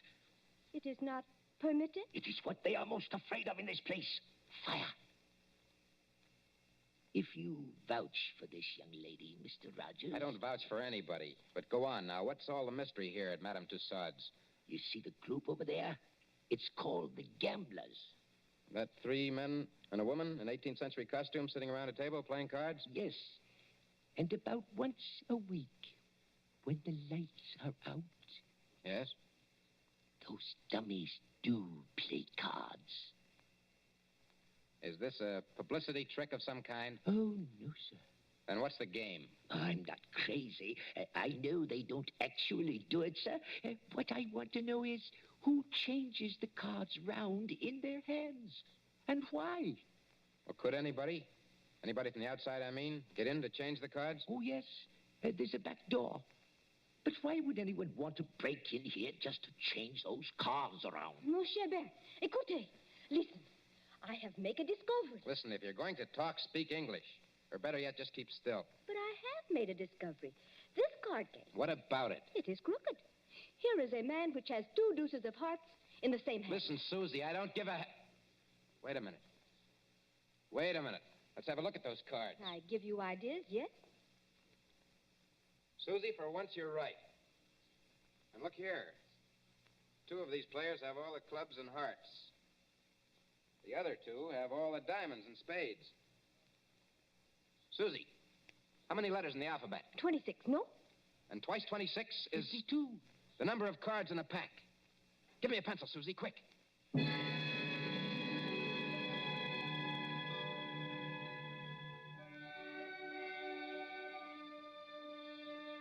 War Office, Whitehall. MI5, headquarters of military intelligence. There next morning in the map room used as an office by Colonel Warrender. Mr. Rogers, I'm a busy man. I appreciate that, Colonel Warrender. Anyhow, sit down. Thank you, sir. Now, what's all this? These cards you claim form a code, is that it? Yes, sir. Now, look, sir. Let each letter of the alphabet represent a card in clubs and hearts. That's 26. And then? And then when you get to the middle of the message, switch the alphabet over to diamonds and spades. Then you won't keep on repeating. Now, will you read what I've got written on this piece of paper? Jack of diamonds, Q. 3 of clubs, F. Well, that doesn't seem to mean much. Oh, never mind the cards, Colonel. But Just these are read the really letters. tight. Q, F, A, C, T, O, R, Y. Yes, sir. Q Factory. Go on. Oh, just a moment. What is that infernal noise? Johnson Burroughs! Don't bother with that, sir. Just read the message, please. Oh. Q Factory. 10 p.m., 15th. Today's the 15th of March, Colonel. Oh, all preparations made. Use dive bombers. I see. This message was left openly. So openly that nobody ever noticed it. Yes, the trick's been tried before. No contacts, no gatherings, no letters that might be intercepted. A whole spy ring could walk through that wax museum and read the message without being seen. You newspaper men trying to teach me my job? Oh, I'm sorry, sir. I only... No, go on. Well, don't you see? 3 or 4 little boats with portable wireless sets go down the Thames estuary.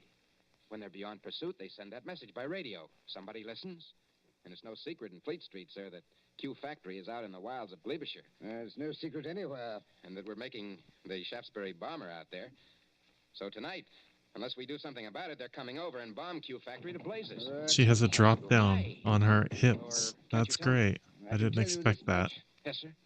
Q Factory is so well hidden that even our own pilots can't find it from the air. That's one objection to this message. Any other objection? Yes, this talk about dive bombers. Dive bombers in a night attack? What's the good of a dive bomber if he can't see its objective? Well, suppose somebody showed a light. He'd be shot dead as soon as he showed it. Every inch of country for a quarter of a mile round the factory. A quarter of a mile, Mr. Rogers, is patrolled day and night. Well, just the same, they're going to have a try at it, sir. How? I don't know how. Then if you'll excuse me, Mr. Rogers... Well, listen, Colonel Warner, will you give me a pass to go down there to the factory? Certainly not. No one's permitted to go there except the workers.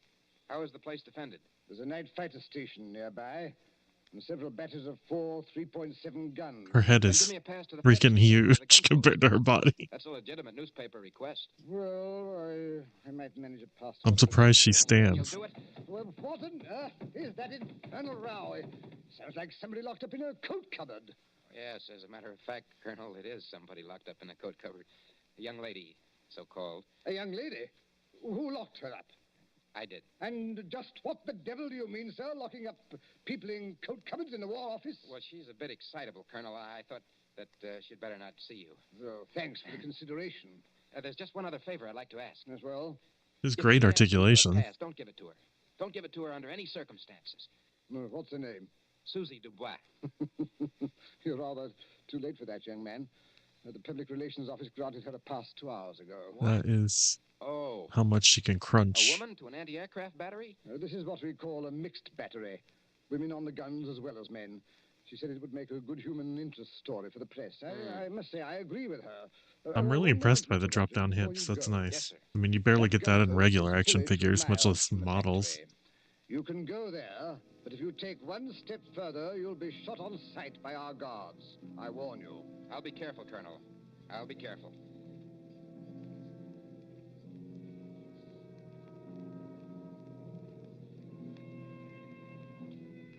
Somewhere in the West Country, I like yellow moon they added shines over bare trees. lower hair A white that's mist sticking out. moving, clings That's to a nice touch too.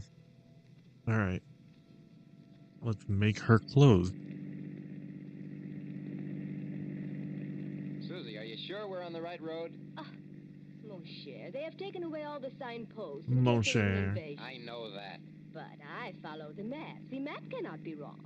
We've been driving for hours. Must be... Yes, it is. Nearly 9:30. Half an hour to go. Trees and still more trees. Look, there's a break in the trees ahead. It will be open country in a minute. Yeah. That's funny. Look how deep the leaves are here on the road. But one thing I tell you, just between you and me and the bedpost... Gatepost, Susie. The term is between you and me and the gatepost. And speak English. I am speaking English very well, thank you. I do not need your help to be pure. All right, all right. Now, this map.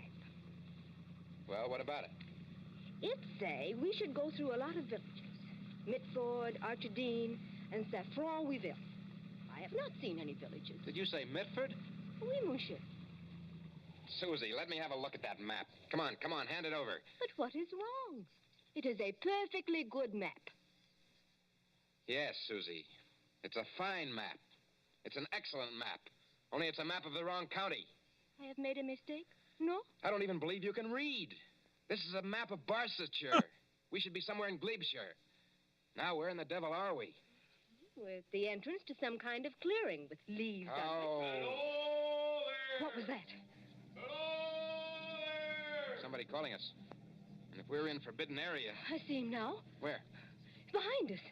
He came out of a white cottage back there. He's a big, heavy man with a mustache. Never mind the mustache. He's wearing some kind of a uniform and he's got a rifle. You think he plug us? No? I think it is not unlikely. Get out those War Office passes of ours. Quick. Good evening, my friends. Good evening. Can you tell me... No, we don't mean any harm. Can you tell me what time it is? Oh, what time it is? Yes. Oh, yeah. It's, 28 and a half minutes past 9. Thank you. I will keep you covered while I set my watch. There. My next question is, would you like me to shoot you both? No. Listen, Mr. McAllister. Captain McAllister. That's right. Well, Captain, this girl, she's been reading the wrong map. You see, we don't even know where we are. You're in Hollywood Forest, my friend. Hollywood Forest? Is that good or bad? And you don't know what's just beyond the edge of this clearing? No.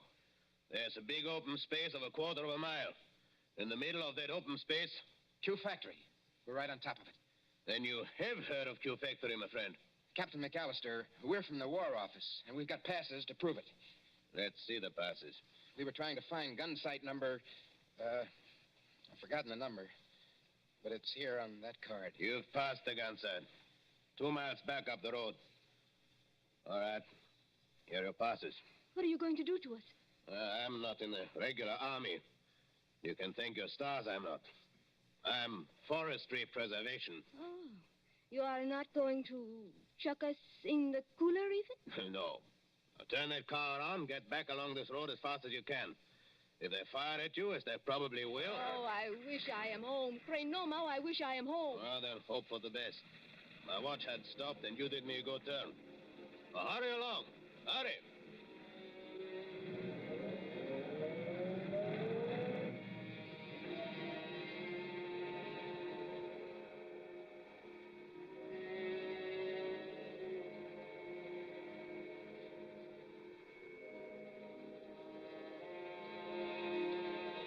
Sight of heavy attack battery. 4 3.7 guns against a moon growing clear white. White as the concrete emplacements, sealed against light where the crews, men and women, sitting, waiting. Well, sir, glad to have you both here. But this idea of yours about dive bombers attacking a blacked-out factory in the middle of a forest is rather fantastic, don't you think? Well, I admit it doesn't make much sense, Captain Bronson, but I have a hunch that I'm right. Well, glad you and Miss Susie drove out. Don't see many strangers. Frightfully boring. Nice country, of course, good air and everything, but dull. Dull as ditch water. What's that? Only some of the lads and lasses inside. Like to walk along the emplacement here? Oh, is that allowed? Oh, certainly, old boy. Why not? Bright moon tonight, isn't it? Yes, bomber's moon. We nearly get shot on our way here. Quiet, Susie. We're not supposed to... Don't tell I him. nearly get shot. I am going to say I nearly get shot. It was a man which is called, McAllister. Oh, old Mac. Very decent sort, Mac. He's a tree doctor. A what? Tree doctor. Got to have wood, you know. But trees start to die. Mac goes round the edge of the clearing and smears them with stuff to keep them well. How did you come to meet him? Well, the fact is, we nearly got as far as the factory tonight. Oh, then you were lucky to get back alive. There weren't any barrage balloons over the factory, I noticed. Hardly, old boy. They wouldn't advertise, would they? With balloons in open country? And if the Germans did use dive bombers... Oh, they're not coming, old boy. Just make up your mind to that. I wonder if you'll say so at 10 o'clock. But it is 10 o'clock. It's just 10 now. Well, it can't be.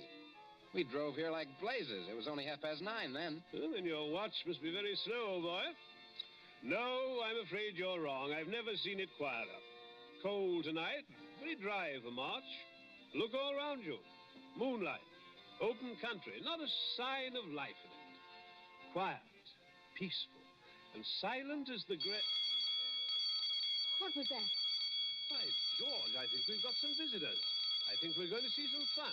Enemy planes approaching south-southwest. Action stations. Enemy planes approaching south-southwest.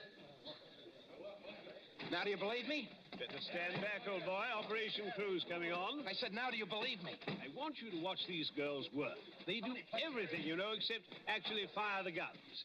Now, keep your hair on, old boy. Susie, he still can't see it. Oh, they'll only be going over. You think so? Oh, yes. We sometimes get a crack at them when they're making for Bristol. Standing by for action. Standing by. Listen.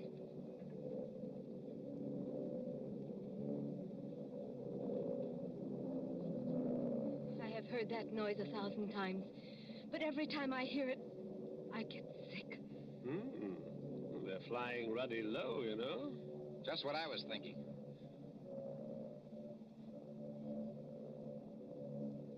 Spotter! Spotter! Any identification? Junker, 88. Dive bombers. Height, 5,200. Now, look here, you two newspaper people. Yes, sir? There might be things popping, you know, can't tell. Like to get below? No, thanks. I don't like this, Bert, but I'll stay too. Rangefinder, on target. Look here, you two. Those War Office passes you gave me, I'm not supposed to keep them. No, I'd better give them back, just in case. Predictor, on target. Here we go, ladies and gents. Fire.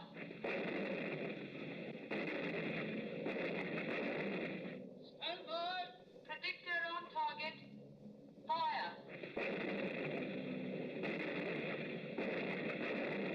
Stand by. Predictor on target. Headquarters message, sir. Yes, Corporal? Hold fire. Night fighters taking off. Hold fire. Night fighters taking off. Hold fire. Message understood. What is the matter with them? With who?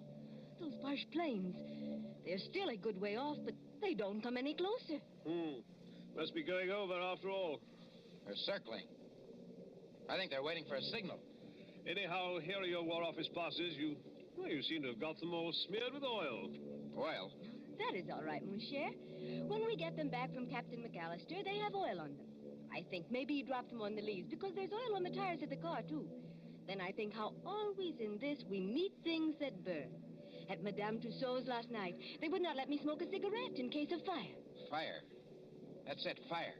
What's the matter with you, old boy? Why did that fella, way out at the end of nowhere, want to know what time it was? Are you scatty? McAllister, you told me so yourself. He goes around the edges of the clearing and smears the trees with stuff to keep them well. Well, what about it? Suppose it was crude oil. Suppose between each tree he laid an invisible fuse of dead leaves soaked in oil. I don't understand. In 30 seconds, a complete square of fire runs around the limits of the factory grounds. That draws the bombers in. Then as the flames blaze higher, they've got enough light to dive on their target. There. Our night fighters are letting loose. Brunson, I see it all now. Come on. We've got to get to that tree, Dr. McAllister. It's a matter of minutes.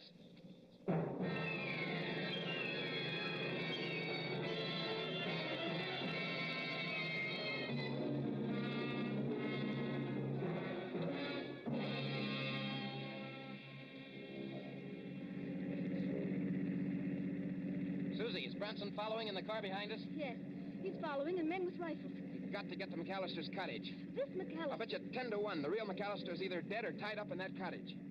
The fellow we saw was an imposter. Look out, Susie. Keep your head down. Oh, those fighters. They will chew up every younker in the place.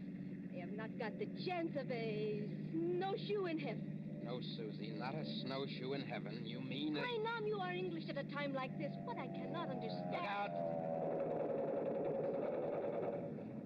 I don't see why he hasn't set his signal off. What is delaying him? Why don't he strike a match when the bombers come over? Because he's a good Nazi. A good Nazi? My watch was slow, don't you remember? And I gave him the wrong time. He had orders to strike his match at 10 o'clock, and he'll not do it until 10 o'clock if there are 500 planes instead of 20. Bert, I see him. Where? Far up the road. He's running. Yeah, that's him. Think we can reach him before he gets to the clearing? Not the chance of a snowshoe in heaven. Signal Brunson to pass us. A long shot with a rifle might... Bert, one of the Junkers is hit. Huh? He's right over us. That's not all. He's unloading his bombs. That whole stick's coming straight down our direction. Keep your head down. Put your arms over your face.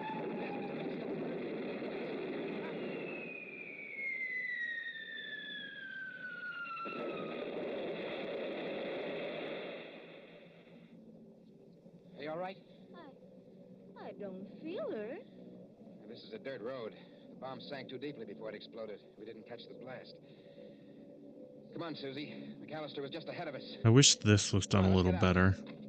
Instead of having to replace this piece each time. This road is full of bomb craters. Wait a minute, Susie. There's McAllister. He is dead. Yes, Susie. Killed by a Nazi bomb. Look, on the ground. What are those two white cards? Oh. They're all smeared with oil. Must have fallen out of McAllister's pocket just before he got hit. Let's see. What do you know? What are the cards, Bert? 2 tickets for Madame Tussaud's Waxworks. I'm afraid our friend's never going to get to use them. Not the chance of a snowshoe in heaven.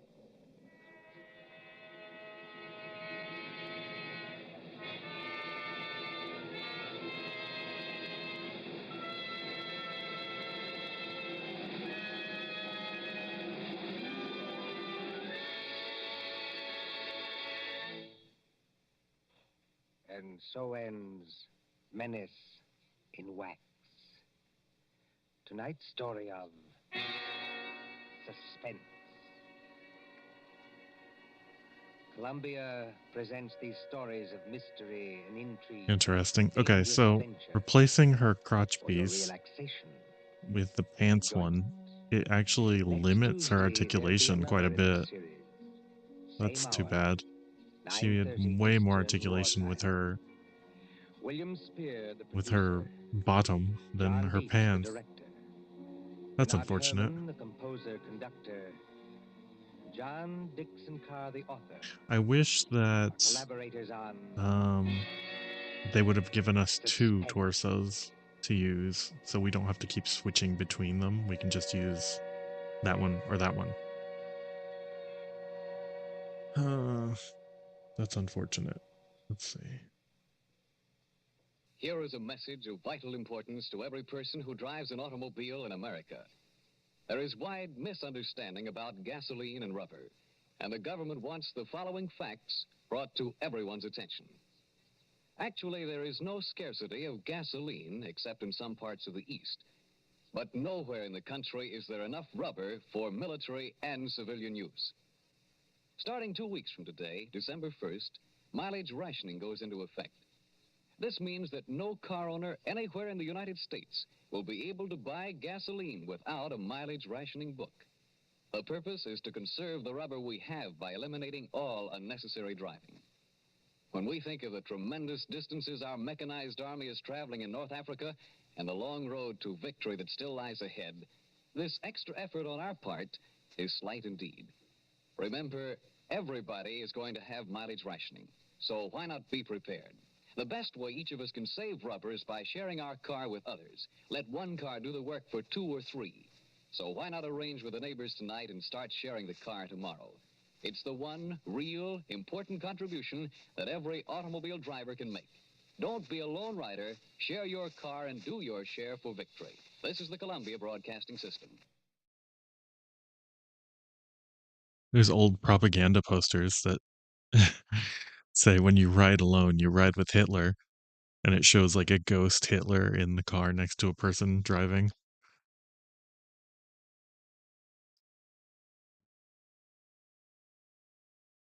Let's see.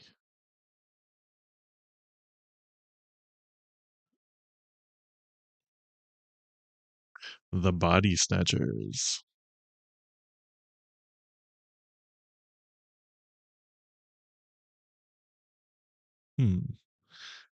Oh, well, maybe not the Body Snatchers.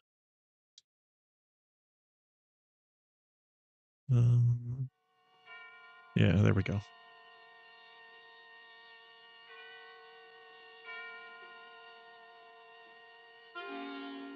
Suspense.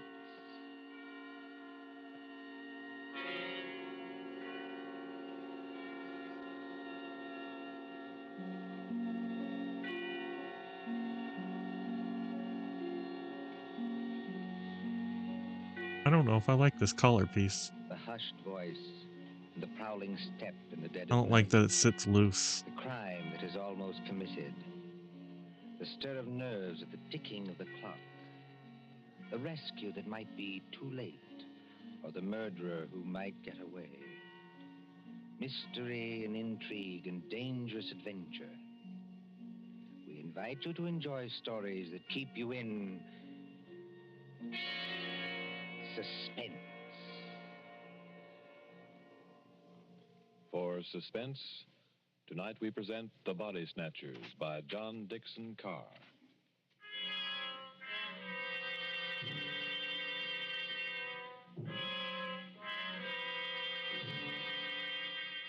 Beware of the body snatcher who prowls after dark.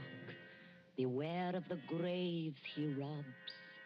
Beware of the murders he commits to provide new corpses for the doctors. Up to the year 1832, the body snatchers terrorized England. According to the law, only 4 bodies a year could legally be supplied to the surgeons for anatomical study. And even these were a monopoly granted to the Barbers and Surgeons Company of London. But the study of surgery had to go on.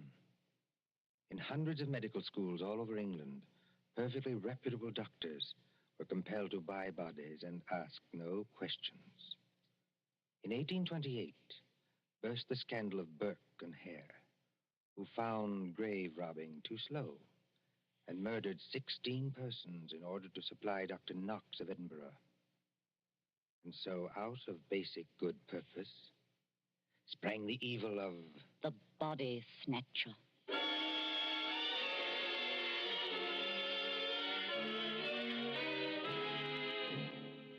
Turn back the clock now to a cold night just 110 years ago. Look into the brick kitchen of a house on Wandsworth Common, not far from London. There, in the light of a tallow dip, sits old Mother Slade in her draggled bonnet. What's a keeping 'em? 2 hours. 2 mortal hours by the Dutch clock. And they're not here yet. Mother Slade? And the graveyard not half a mile off. And once I thought I heard church bells ring. And once... Mother Slade, did you call? No, my girl, I did not call. Oh, my girl. What are you doing up at this hour, my girl? I was only locking up, Mother Slade. Ain't it enough to have taken you over from a good-for-nothing mother, not worth the gunpowder to blow her up?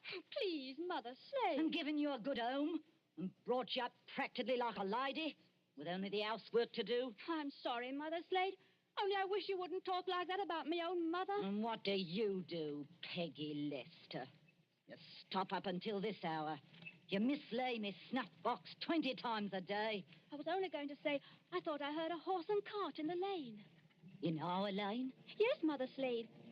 There it is now. Yes. Easy, my dears. Drive easy with the merchandise. The doctors don't like it if you bump the merchandise. Merchandise, Mother Slade? What's that? I'll tell you what it is, my girl. Oh, I didn't mean anything, Mother Slade. It's your Uncle Matt and your cousin Robert coming home from their business. That's what it is. You hear that, Peggy Lister? I didn't mislay your snuff box. It's on the table. And if you Peggy don't want Lister. me to take my fingernails to you instead of the strap, you get on up to bed this minute, do you? Yes, Mother Slade. I'm a-coming, my dears. Don't be impatient. I'm a-coming. Nasty dim light this candle gives. Oh, old Mother Slade has got the rheumatics so cruel she can hardly move. Pull back the bar.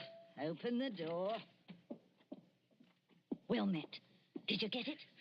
Did we get it? Strike me blind, but that's a good one, ain't it, Rob? Stow the gad, can't you? Get inside and close the door. They ain't after you. Ain't they? Can't you hear anything? Thought I heard church bells. More like a perishing funeral bell, if you asks me. Take it easy, Rob. Take it easy. We've shaken them off. Have we? I wish I was as certain as some people.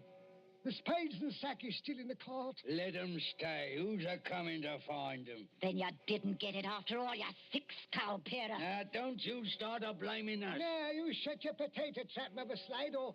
Potato trap. Shut your potato trap. I think that saying needs to come back, don't you? Too quick, that's what. The girl was only buried this afternoon. The sooner the better, my dear. What's the good of the merchandise if it ain't fresh, eh? You hold your noise and listen. We left the horse and cart outside like we always do. We creeps up to the lich gate of the churchyard. Walk softly, Matt. Walk softly, Rob, in your oily beaver hats and neckcloths, under the starlight and the white frosted elms. Take care of the graves, too. Spring guns may be set in some of them to protect the dead from marauders. And if the coffin is one of those new iron ones, all your labor will be in vain. Open the gates softly. Don't make such a bloody row with them shovels. I can't help it. I'm loaded down with all this stuff. Oh, and who'll do all the work when we do get there? I will. Matt. Aye? Listen. I can't hear nothing except your teeth are chattering. Matt, there's other people besides us in this here churchyard. Aye, 200 or 300 deaders. But they won't bother us. I means living people. Don't talk soft. Somebody's got a dark lantern. I seen it flash past the gravestones. Oh? Where? Can't you see it now? It's a-coming straight toward us. Yes, I see him. Come on. They've seen us, Matt.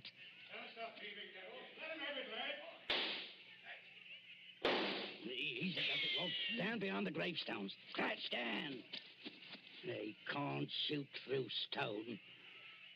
Matt, it says here, sacred to the memory It's of... the girl's relatives. They've been watching her grave. Oh, Struth. If only I had me Barkers. First time in 2 years I've gone without a brace of pistols, and this happens. But you ain't got your Barkers, Matt Patterson. I got what's just as good. Give me a shovel. What are you going to do? Charge 'em. This here shovel's got a nice edge. Oh, you daft. They'll have to take time out to reload, won't they? Hear that? Somebody started the bill. That'll bring down every peeler within a mile. If you want a tithing ticket and a neck in a rope, stop where you are. But if you don't want to get scragged before your time, follow me. Gragged. That's all there is to it, Mother Slade. We went out by the gate, and blow me if they could stop us. You perishing numbskulls. Did they recognize you? No. We had our neckerchiefs around our eyes. And did you do it? I don't know. There's blood on the shovel. No, there ain't, Mother Slade. I wiped it off. Anyway, we're here. What I want now is a Christian fire to sit by, and a drop of spirits to warm my stomach. There's no spirits in the house, Matt Patterson. Don't you lie to me, you ugly mouth. Let go of me hand, Matt Patterson. I'm warning you. Better let it go, Matt. There's no spirits. Only half a loaf of bread. Don't I know it? I haven't tasted a drop of gin all day. And the black dog's on me back. Well? Hark at what I say. The doctor was promised a corp tonight. All right, dearie, he gets a corp tonight. Oh, there's that funeral bell again. What's the clock, old hag? Come on, spit it out. A nice young corp without any trouble or bother. Aye? What about young Peggy upstairs. Strike me blind. What about it, eh? You'd have to be mighty careful. Why? You'd have to smother her with a pillow while I sit on her legs. That's what Burke and Hare done up in Edinburgh. Then you don't leave any marks on them. See? You're off a tick, wait. What? If the doctors see they've been polished off, just plain murdered, they won't have nothing to do with it. Leastways, they don't like it. Like it or not, dearie, they all do. Who's buying the beef tonight? Dr. George Arnold. Him? The young fella out Fulham way? That's the man, dearie. But I thought he was too pious and holy to play. That's what Dr. Arnold thought, too, till they started putting the screws on him at Bart's College. No corp, they said to him, no lecture. No lecture, no students. It all comes to it, dearie, sooner or later. What beats me is why they got to have these bodies. You'd think the doctors killed enough people as it is, without buying them after they was dead. Don't you question the ways of Providence, Matt Patterson. You can't do it, Matt. You can't do it, Mother Slade. You stow that noise, Bob Prentice. Do you want to wake the poor girl upstairs? But you can't do it. This cove Arnold, he knows her. Arnold knows who. He knows Peggy. Peggy fair worships the ground he walks on. Oh. He set her arm once when Mother Slade broke it, accidental like, and she can't forget him. What's Arnold going to think when he opens up the sack and he finds What can Arnold do? He's bought her, ain't he? He can't go to the police and say he's bought her. Peggy. Peggy Lester. Don't do it, Mother Slade. Don't do it. And how do you two thickheads know what Mother Slade is going to do? You're going to kill her, ain't you? Peggy. Peggy Lester. I thought I heard her moving about upstairs. You did, Mr. Milk and Water. She's on the stairs now. Rob, you're the least to be depended on. Go out and fetch in the sack. Don't do it. It'll bring us all bad luck. Matt, you're a lad after me own heart. You stop where you are and do just as I tell you. Trim the candle. Nothing like committing a little murder to bring you bad luck, right? What'll she bring, do you think?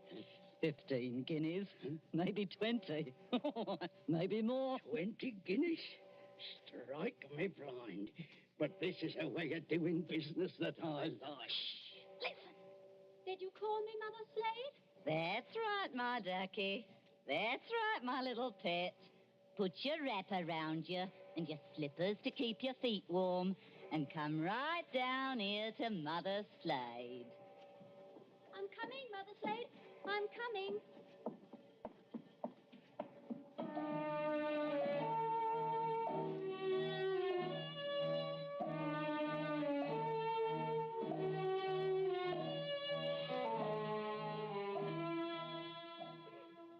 Who in those times would be a surgeon and still be an honest man? At that drugged hour of the night, look into the sitting room of a spacious house. Many candles are still alight there, though they have burned down nearly to their silver sockets. There is Chinese paper on the walls and a turkey carpet underfoot. In front of the fire, now almost out, sits Dr. George Arnold with his bottle green coat and heavy hair.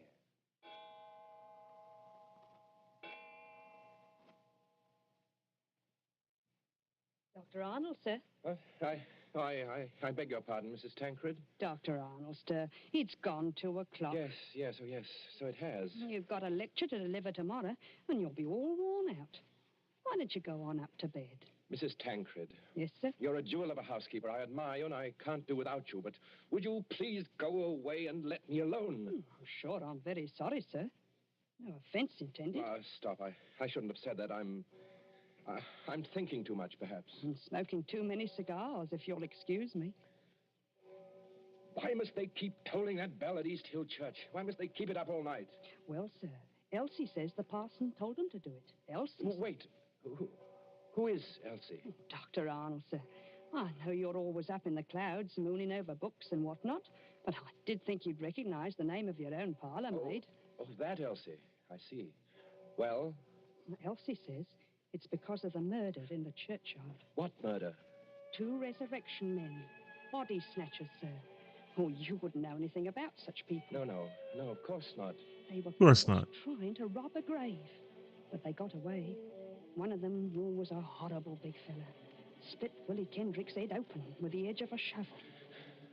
Is anything wrong, sir? No, not exactly. Well, I thought for a second, seeing how you looked. Did they get the body? Yes, sir. It was Willie Kendrick. His head was split open with a shovel. No, I mean, did these resurrection men get what they were after? No, sir. Thank God. Oh, you may well say that, Doctor. Well, I wasn't exactly speaking in the religious sense, but never mind. Well, Elsie says there are what she calls peelers all over the place. Peelers? Yes, these new policemen. After Sir Robert Peel, and somebody from the new detective police that they're using instead of the Bow Street runners. Well, Mrs. Tancred, I'm going to smoke one more cigar, and then I'm going to bed. Very good, sir. You see, sometimes you give orders, then it's too late to recall them. Whatever the medical practice is, you can't look your conscience in the face afterwards. Then, I can't tell you how or why, a miracle comes along and saves you, and you're free, What was that? Sounds like a horse and cart in the drive, sir. Mrs. Tancred. Yes, Doctor? Will you please go upstairs? Now, make haste. Well, if it's visitors, sir, or even a patient... Mrs. Tancred, you heard my instructions. Obey them. Sir, there's the front door Yes, bell. I heard it. For the last time, go away. I will admit whatever visitors we have. Yes, sir.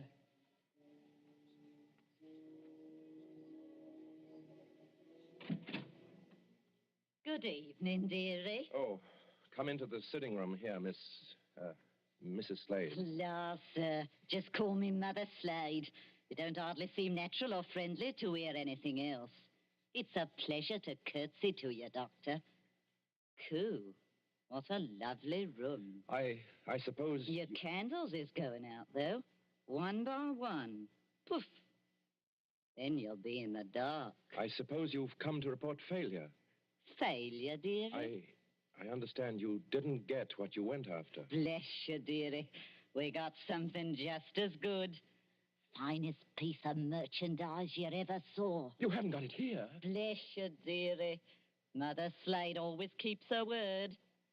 Bring the merchandise in, my dears, so the doctor Again. can see it. Quiet, please. Oh, of course. I wish that you didn't have to replace these pieces The big fella with the black eyebrows with the is other Uncle Matt. pieces. You could The just little have fella an with the extra watery eyes set of is legs. Cousin Rob. And I wouldn't between mind them, paying a little bit that more to have an fat, extra screw they're with extra legs so I carrying didn't have to replace them. 19-year-old But see, I have to girl, actually take dearie. that apart now. Finest And that's going to be anatomical bad doing back specimen and you forth if ever you want to saw. change your clothes. You want this here thing dumped, Governor? Easy now, Matt. Why did you bring it here? That's where you told us to bring it, dearie. I mean, why did you bring it to the front door? Why not to the surgery? Only place in the house where there was lights, Governor. Hurry up now. Where do you want it? Take it. Yes, dearie? Take it over and put it in the cupboard there, where I'm pointing. This cupboard here, sir. Yes, then close the cupboard door. Shame on you two. Tracking your muddy boots over the doctor's lovely turkey carpet. Easy, my dears, easy now. All right, Robin. She goes. Don't bruise the merchandise. Whatever Don't you bruise do, the don't merchandise. bruise the merchandise. Right, me blind. What's the odds? She can't feel it now. There's your body, Mr. Sawbones. Now, let's see your money. Well, just one moment before I give it to you. There ain't no itch in this, is there?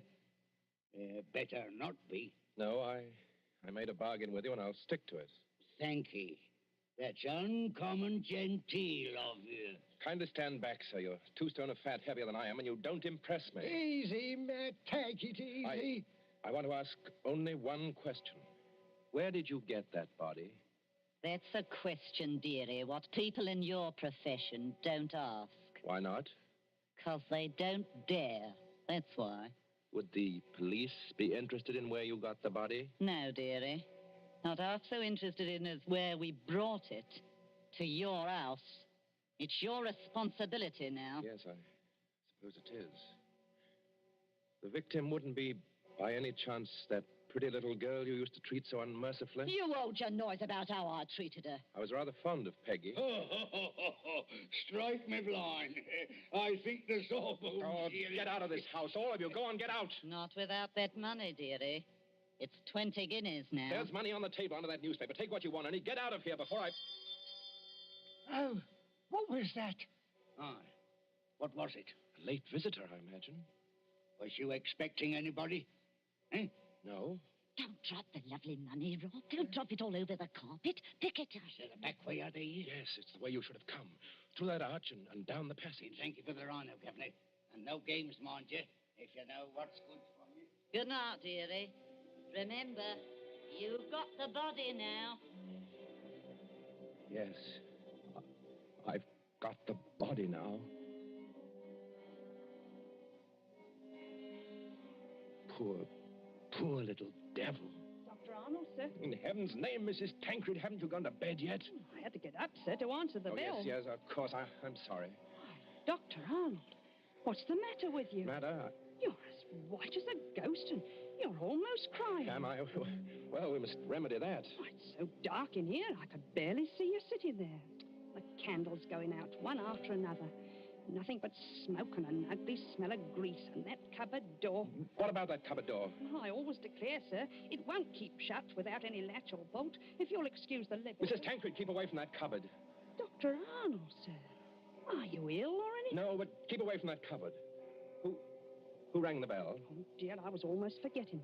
It's that man Elsie was talking to us about. What man? The officer of the detective police, sir. He wants to see you. Well, I'll see him, but in some other room, not here. It's as you say, there's not enough light. Not a bit of it, Doctor, not a bit of it. Never too dark, as you might say, where the police are concerned. I couldn't help it, sir. He must have followed me down the hall. Are you... That's right, Doctor. I'm Stalker at your service. Inspector Stalker. Well, how do you do, Inspector?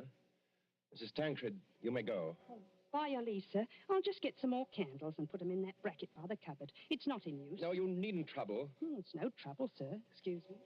First of all, Doctor, I must apologize for intruding as late as this. Not at all, Inspector. Will you be seated? Thank you, sir. Thank you kindly. Now, I dare say you're wondering why I'm here. Oh, yes, I am, rather. It's a bad business, Doctor. A very bad business. You mean the murder in the churchyard? Oh, you've heard about it. Well, my housekeeper said something about a man being killed with a shovel. Well, that's right, Doctor. Not much doubt about who did that. No? No. The little fella dropped his dark lantern with the initials on it. They're professional body snatchers. We've had our eye on them for a long time. Speaking of body snatchers, Doctor... Well? I expect this anatomy law is pretty hard on you surgeons. It's an infamous law, sir. All the same, Doctor, it is the law. Yes. And if any surgeon happened to be caught with a body, especially a murdered body... What are you hinting at? Oh, nothing, Doctor, nothing. By your leave, I only want to ask a question. Well? What time did your friends leave? Now, come, Doctor. As one man of the world to another, do you see any green in my eye? You are not going to say you had no guests when their horse and cart are still at your front door.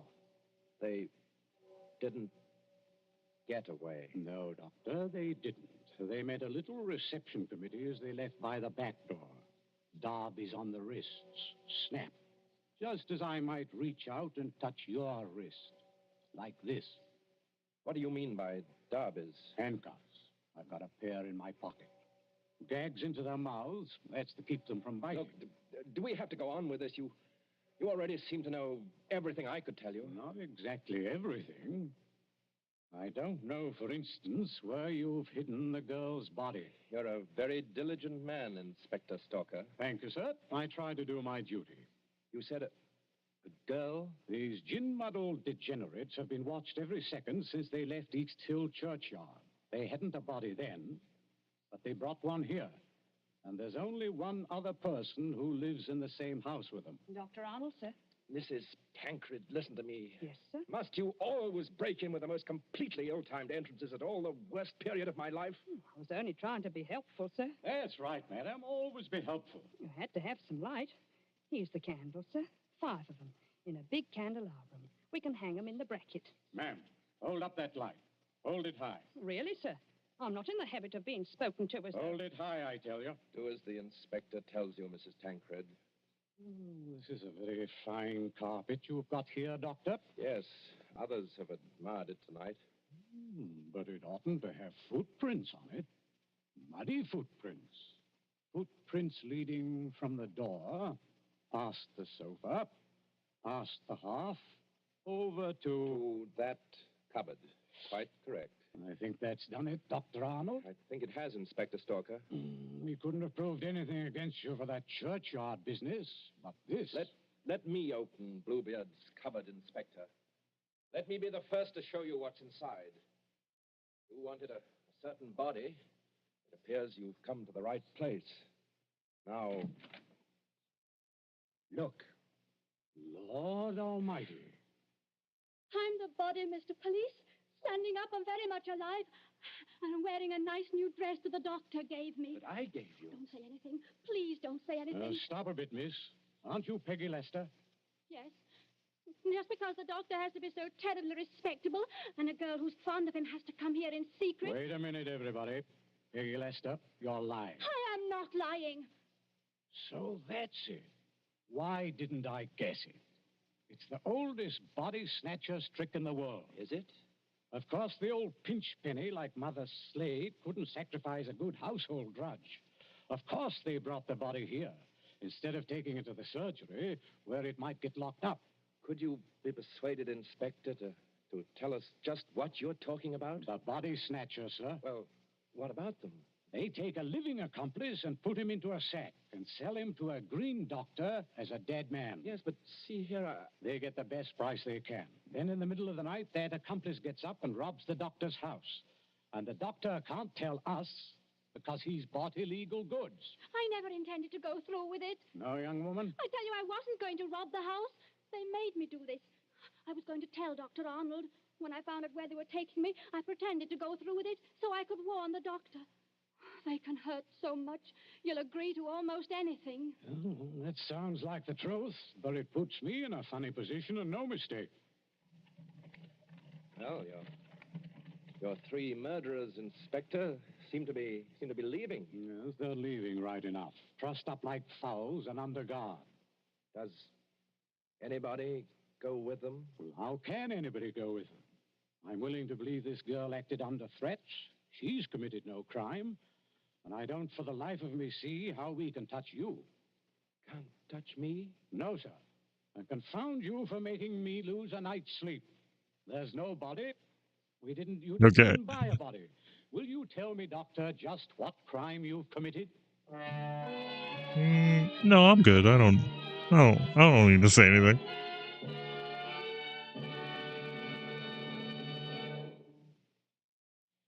And so ends The Body Snatchers, a story of London at midnight, 100 years ago. And tonight's story of suspense.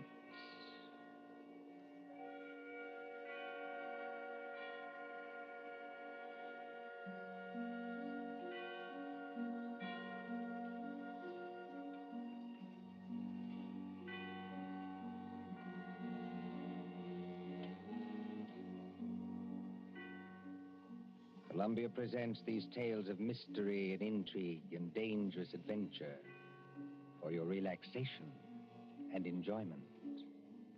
Next Tuesday, there will be another in this series. Same hour, 9:30 Eastern Wartime. William Spear, the producer, John Dietz, the director, Alexander Semler, the composer, conductor, and John Dixon Carr, the author, are collaborators on Suspense. This is the Columbia Broadcasting System.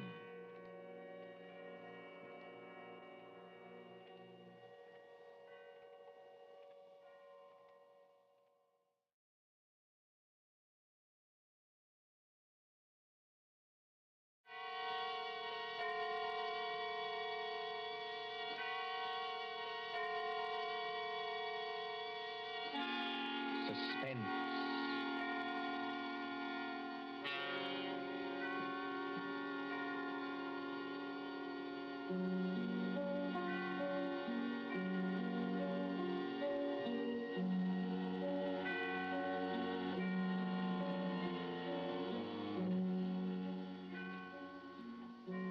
Suspense is compounded of mystery and intrigue and dangerous adventure. Stories calculated to intrigue you, to stir your nerves. Tonight, for instance, as we begin, you may want to ask yourself, how could a young lady, a bride, walk out on a balcony alone and vanish? Completely vanish. We trust that while you are wondering how and why it was done, we shall keep you in suspense. For suspense, tonight CBS presents The Bride Vanishes by John Dixon Carr.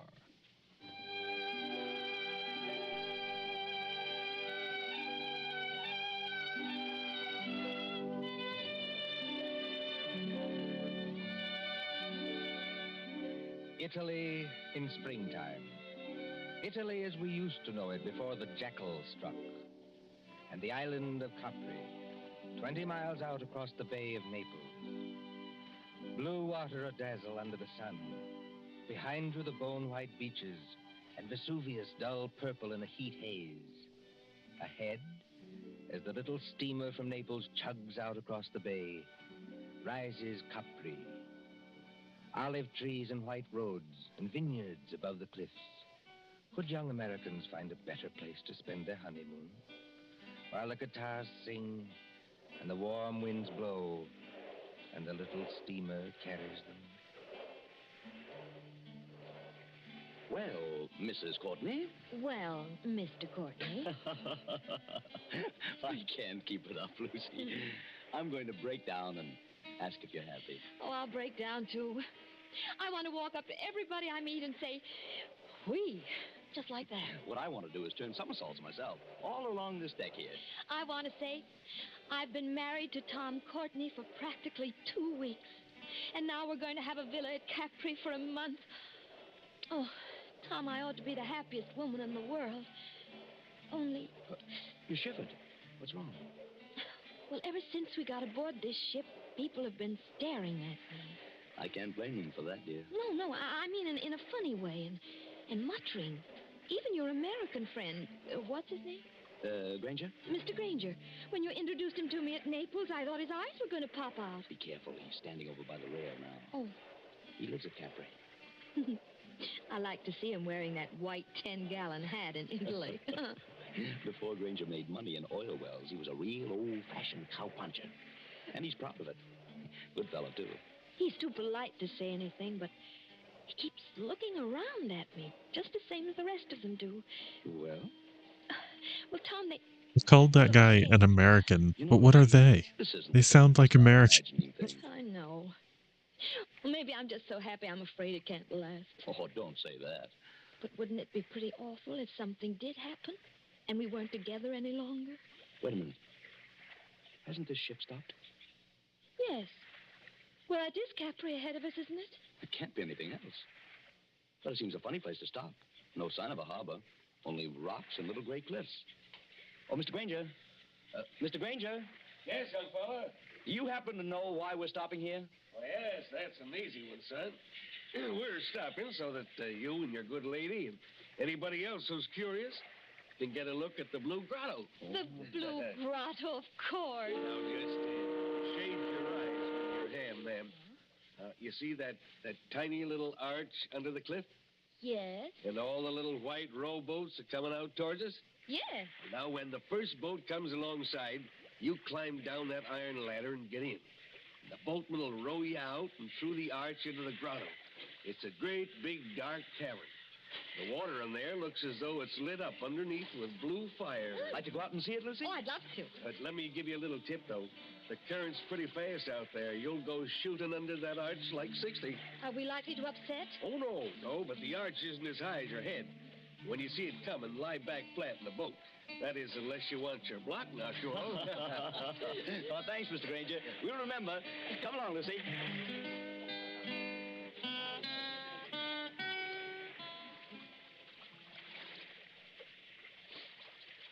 Easy on the ladder, Lucy.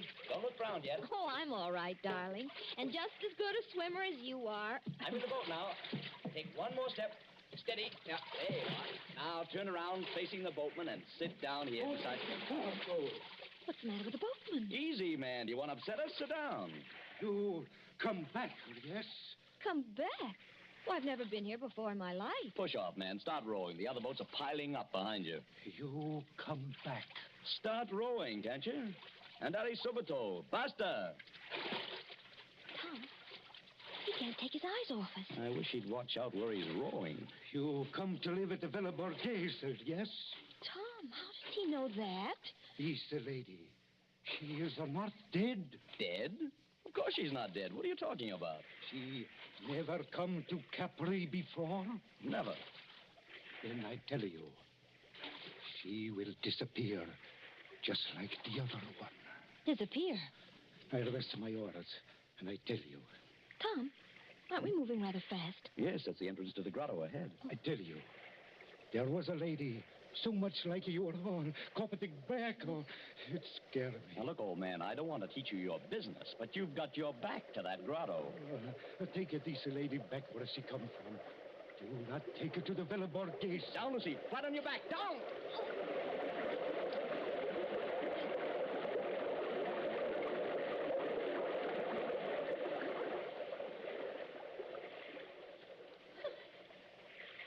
Signore, signore, I am sorry. I almost make you get hurt. You know you nearly got your own head knocked off. Excuse me, no.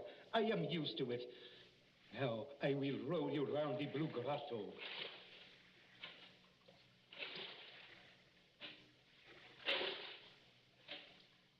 I don't think I like it much, Tom. Neither do I. Dark. Except for that blue light under the water. It's transparent. You can see the fishes swimming. Just a minute, boatman. This lady who disappeared from the Villa Borghese. 2, 3 years ago, she disappeared. You say she looked exactly like my wife? Si, signore. She was going to be married. She was trying on what do you call her wedding dress. Her mother and What do you sisters, call? They were in the room with her. She walked out on a balcony over the sea. You know what I mean, on a balcony over the sea? And nobody ever hear of her again. You mean she jumped over into the sea? Oh, a young girl going to be married. Kill herself? No. And what did happen? Oh, the beggar, I do not know. But sometimes they say you can meet her ghost in here. She floats just under the water where you can see her and turn over and over. And the wedding veil is still round her face. Tom, let's get out of here. You want to go, yes? Lucy, if this fellow's stringing us along... He's not stringing us along. Then somebody ought to know what this means. If we've inherited a haunted balcony where people disappear like soap bubbles, I say it's too much. Let's get back to our ship and talk to Granger. Yes, boatman, take us back.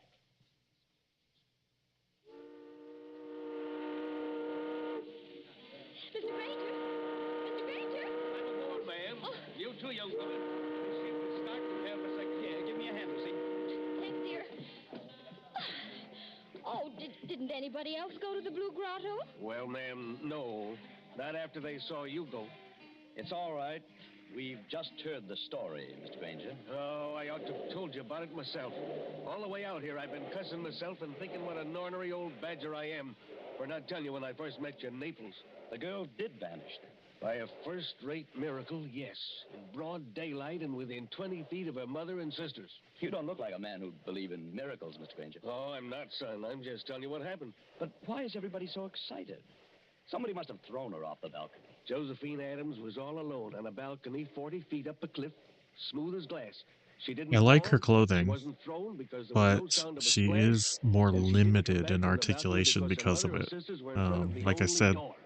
Yet, the within waist 15 seconds, doesn't have much of a crunch to it anymore. she just vanished. It would be nice to actually replace this with Did you know the girl's family? cloth clothing, I think.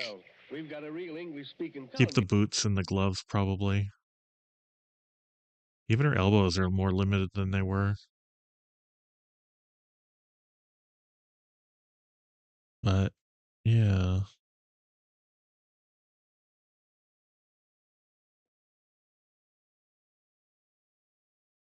Her drop down ankle, or her drop down hip still help with the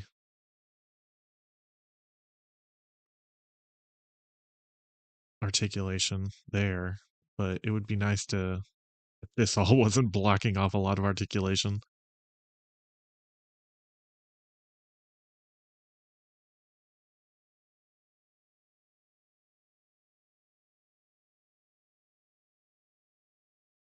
I think I'm going to probably leave that collar off. I don't think I like it, actually. And I don't really see why she needs this piece. I mean, it's supposed to make her look like she's wearing an undershirt, but I don't think she needs it. I think she looks pretty good as is. All right, let's do her accessories now. And what happened to the radio?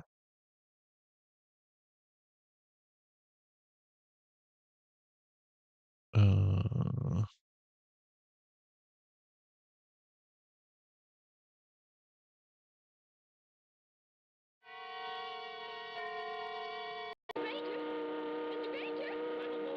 Mother and sisters. You don't look like a man who'd believe in miracles, Mr. Granger. Oh, I'm There not, we go. son. I'm just telling It you what stopped happened. for whatever reason. Why is everybody so excited? Somebody must have thrown her off the balcony. Josephine All Adams right. was all alone on a balcony 40 feet up a cliff, smooth as glass. She didn't fall. She wasn't thrown because there was no sound of a splash. And she didn't come back from the balcony because her mother and sisters were in front of the only door. Yet, within 15 seconds, mind you, she just vanished. You believe that? Sure, I believe it, son. Why, it's a fact. Did you know the girl's family? Oh, very well. We've got a real English-speaking colony here. Oh, by the way, in about half a minute now, I'm going to show you your new home. Oh, can we see it here on the ship? Oh, sure you can, ma'am. It's on the edge of the cliff. Dr. Davis's house is on one side of it, and my shack's on the other. That's why I want to ask you a question. Of course. Ask anything you like. Well, I'm an old stager, ma'am, and not exactly up to the high-toned society around here, but do you trust me? Yes, I think so. Well, then, promise me something. Unless you're with somebody you do trust, keep away from that balcony. Do you honestly think there's danger? Or... I don't know, son. If I did, I wouldn't have to talk this way. Sounds like a dog barking. I thought I heard it before. It is, a big police dog. And led by a very handsome woman, if you ask me. Oh, Lord, here she is again. Who? The Countess. She lives in our colony. She looks like an American. You take your eyes off her, Tom Courtney. She is an American. Married a Count Parcheesi or something like that. Just call her Nellie. My dear Mr. Granger. Hello, Nellie. It's true. Everybody told me so, but I couldn't believe it until I saw her. She does look exactly like poor Josephine Adams. Just as small, just as dainty. Please, is everybody trying to give me the jitters? Nellie, I want you to meet some friends of mine. Oh, you don't need to introduce me. I know who they are. You're the nice young couple who've taken that villa. I'm Nellie Lucchese. Villa. This is my dog, Tiberius, named after the wicked Roman emperor. You know who used to live at Capri? I must confess I'm terribly fascinated by wicked things. Aren't you, Mr. Courtney? Lucy, stop digging me in the ribs. I haven't done anything. No, and you're not going to. Tiberius seems to have taken quite a fancy to you, Mrs. Courtney. Oh. I've never known him to go to a stranger before. Well, I only wish I could borrow him. He might be a charm against... Oh, no, I don't know. We'll be at the harbor in a few minutes. Then you must let me drive you up to the villa. You won't be able to get any servants, I'm afraid, because they won't stay there. But you can camp out. Look. You can camp out. We're passing it now. Where? On the cliff, where I'm pointing. Wait a minute. Well, there must be some mistake. That's not the Villa Borghese. It sure is, son. That's a palace like all the other houses there. And I rented it furnished for about $25 a month. Can't you guess why you got it so cheap, son? If you take my advice, you'll turn around and go back to Naples by the next steamer. Harry Granger, don't be an idiot. Let's have some excitement. Let's have some excitement. Tom is beautiful. Too infernally beautiful, if you ask me. There's the balcony. It's all right by daylight, son. Marble and tapestries and whatnot. But at night, when you gotta put out the lights, you start thinking what happened there.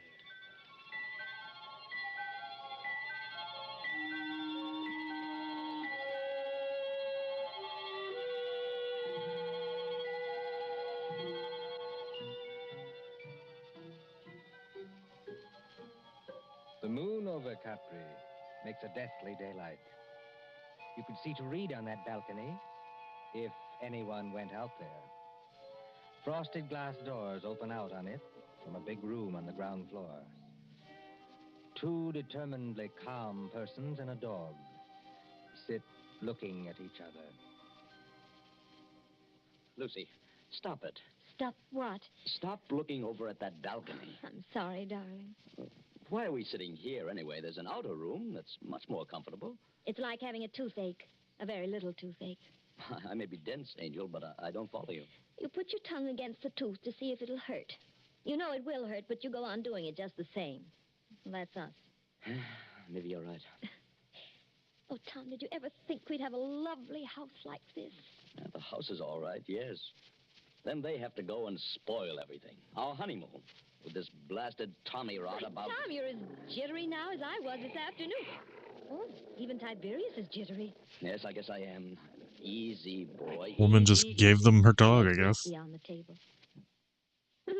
They call it Vicky here. Mix yourself a drink. In a minute. Not just now. Lucy, there's nothing wrong with that balcony. Suppose you walked out there this minute. I've had a horrible longing to try it. Just because I know I shouldn't. Well, nothing could attack you. All you'd have to do would be to yell. That'd bring Mr. Granger out on his balcony like a shot.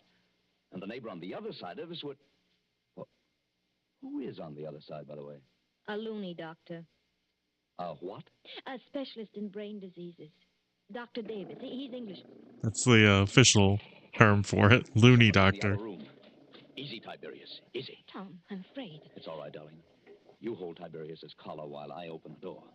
We don't want him to fly at anybody. We're going into the other room and stay there. Ready? Yes.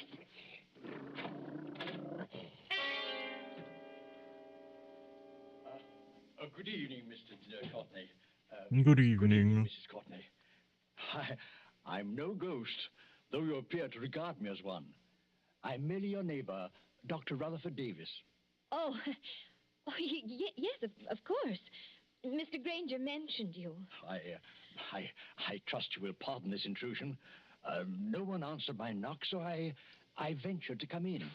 It's no intrusion, Dr. Davis. We're a little disorganized here, that's all. Naturally.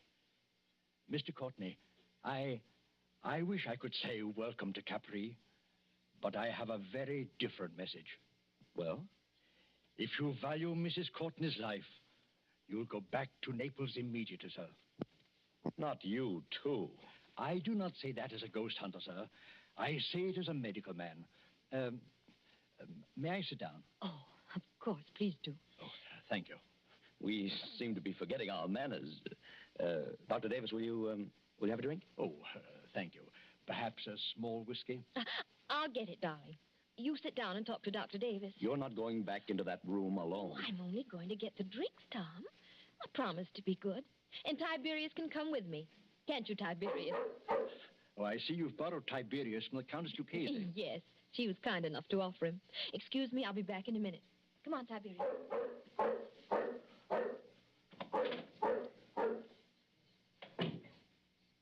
I hope this is all right, Doctor. No, sir. It is not all right. Your wife is in very great danger.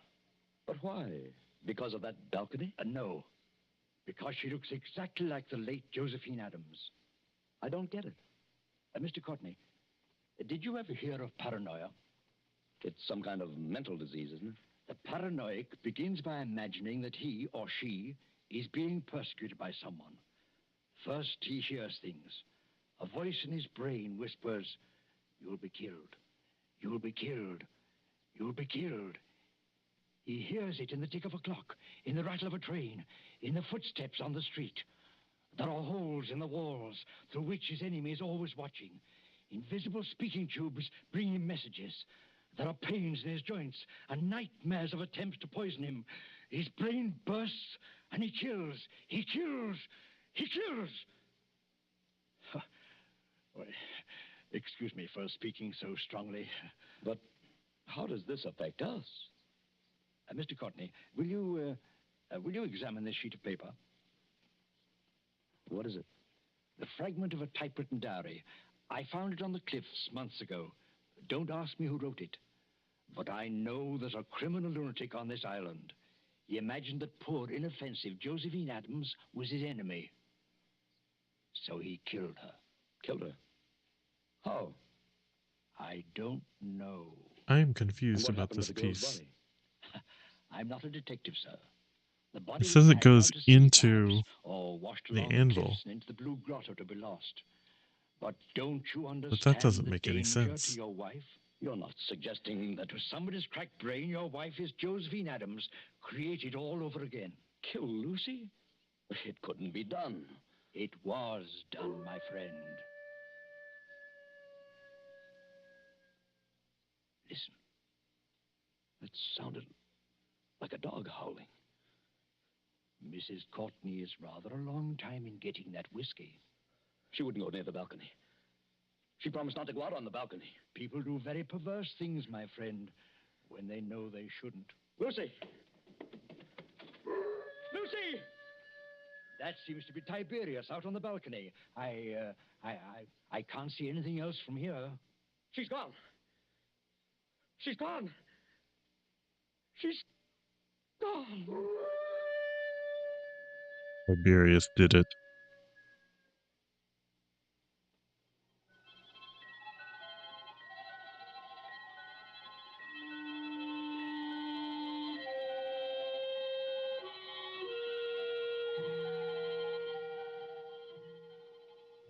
An empty balcony, a howling dog, and a sea turned clear silver under the moon. Then, after the tumult and the shouting, there are other pictures. Don't you hear the noise of that motor launch, with a half-demented young man at the wheel? 3 other familiar figures are gathered around it. Don't you recognize the brunette prettiness of Nellie Lucchese? And the white 10-gallon hat of Harry Granger?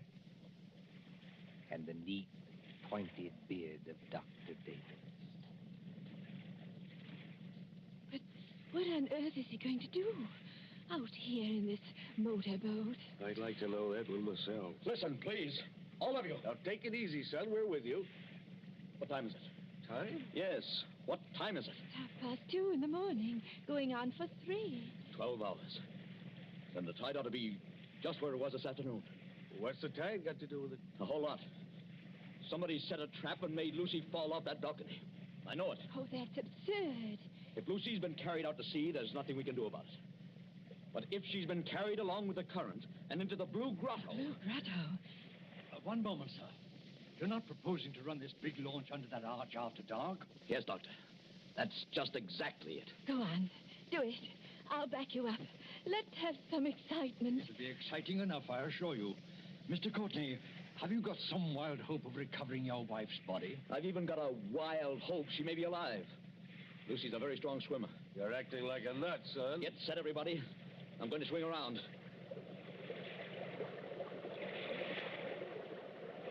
We're in the current now.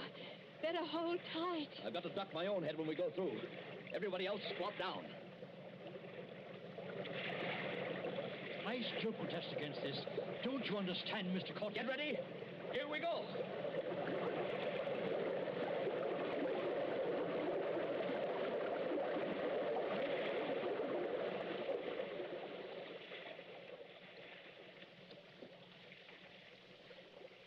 What on earth is wrong? There's no Blue Grotto. It's as black as pitch. My dear Nellie, I kept trying to tell all of you. The blue grotto effect is caused by the sun's rays. There never is one except when the sun is out. Just how does our friend propose to find anything in here? Listen. Something got hold of the side of the boat. I felt it move. Not the dead girl, I trust. There's a hand here. A wet hand. Lucy.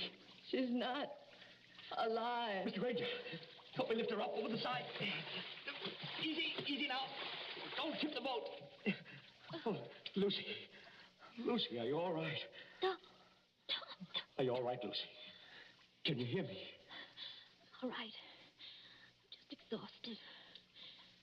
I got in here. Couldn't swim out against the current. Now, don't try to talk. I've got to talk. I'm going to faint. Tom, who's with you? Only our friends.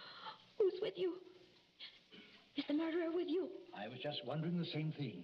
To be shut up in the dark at 3 o'clock in the morning with a criminal lunatic. Who spoke then? Now, Lucy, don't hold me so tight. Let go, dear.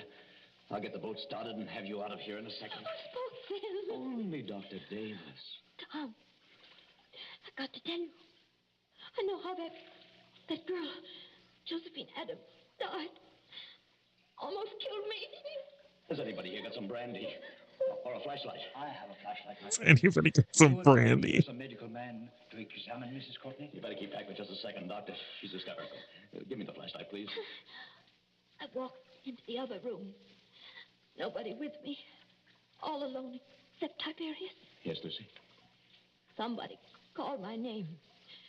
From the balcony, I thought. I'm not sure what about this piece I should do. Mrs. Courtney said. I don't get what the point of it is. Courtney. Did you recognize the voice? Yes. That's why I went. Hadn't you better start up this boat and get out of here, Now, don't pay any attention to them, Lucy. Nobody can hurt you now. I went out on the balcony. It was bright moonlight. Bright as day. But there was nobody there. Nobody on the balcony? No. I looked out over the sea. And then something came at me. Something flew out of the air and came at me. Just one moment before Mrs. Courtney goes on. Is anybody in this boat carrying a revolver? Not that I know of. Excuse my mentioning it, but I felt something. Metal. Like a revolver. Brush past my hand. Oh, it was only the flashlight. Excuse me, it was not a flashlight. Mr. Courtney's got the flashlight. Would you please let Lucy go on and finish? I'm a doctor. I know what a revolver feels like. Like a snake. Sideways. Out of the air. It went over my head. Fastened around my neck. It was a rope. With a running noose in it. A rope? That's it. A rope. It was thrown from another balcony. I'm small and light, like Josephine Adams. It pulled me sideways and over the rail. I fell. I think I begin to understand They what... couldn't see what happened to Josephine Adams. Frosted glass doors to the balcony, so they couldn't see. Now, take it easy now. You're perfectly safe. But is she perfectly safe? The murderer let her fall on the rope. But the rope was jerked tight long before she struck the water. That broke her neck. Then the murderer lowered her softly. So there wasn't any splash. And the current took her away, rope and all. That's it. It would have happened to me. Only the rope must have slipped through the murderer's fingers. Through whose fingers? What did I tell you? Somebody in this boat has got a revolver. Who's overboard? Somebody went? Switch on that light, my friend, and shine it on the water. All right, Doctor. There's your light. Look at it. Turning over and over. The water in the blue grotto is red now. Tom, stay close to me. Oh, it's all right, Lucy. I swear you're safe enough now. Did he shoot himself? Yes. Did who shoot himself? Who had a balcony exactly like ours on the house next door? Who began life as a cowpuncher and would have known how to use a lasso? Yes, and knew Josephine Adams well, and got it into his maniac's head that Mrs. Courtney was Josephine Adams all over again. Harry Granger. Look. There's his 10-gallon hat floating away. It's his hat.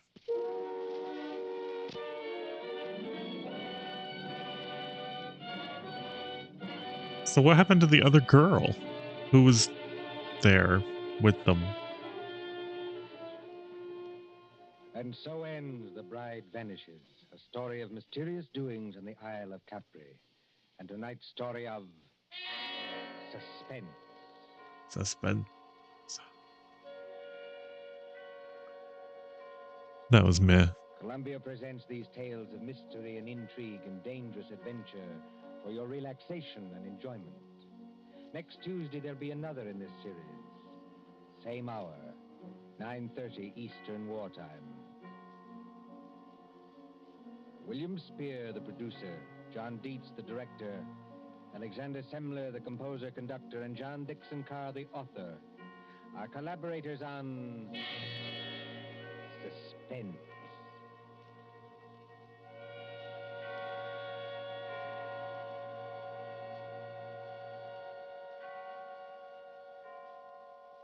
This is the Columbia Broadcasting System.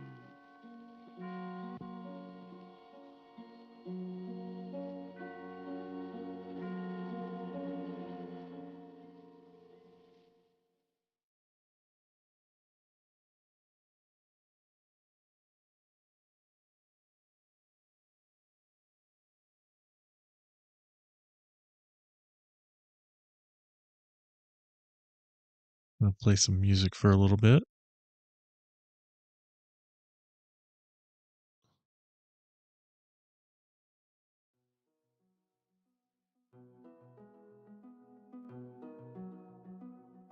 I'm about done, so I didn't want to start another episode.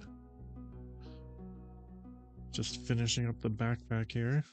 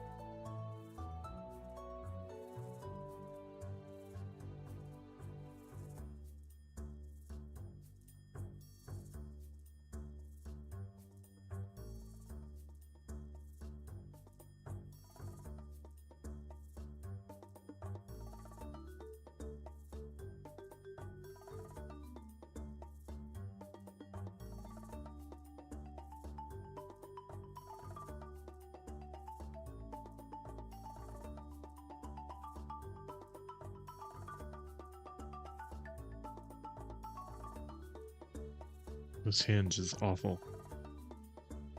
The pieces are not sturdy enough. This backpack's made of a kind of a gummier plastic, and the little hinges here don't want to stay in. Yeah, okay. Try it like this then.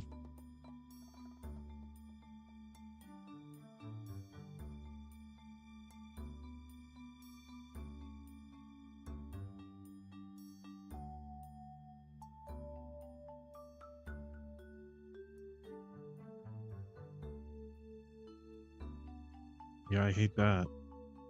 Feels like it's stretching.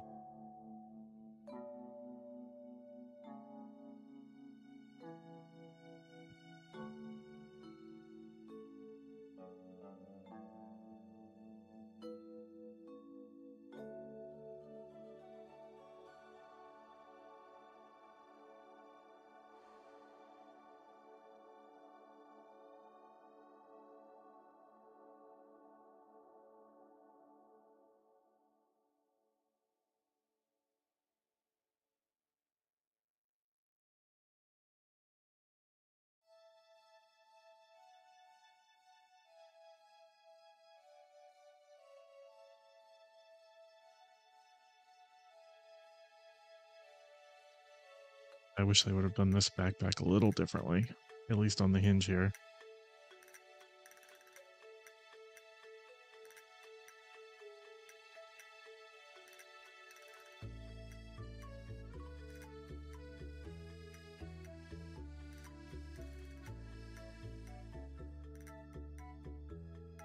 These are also in the way.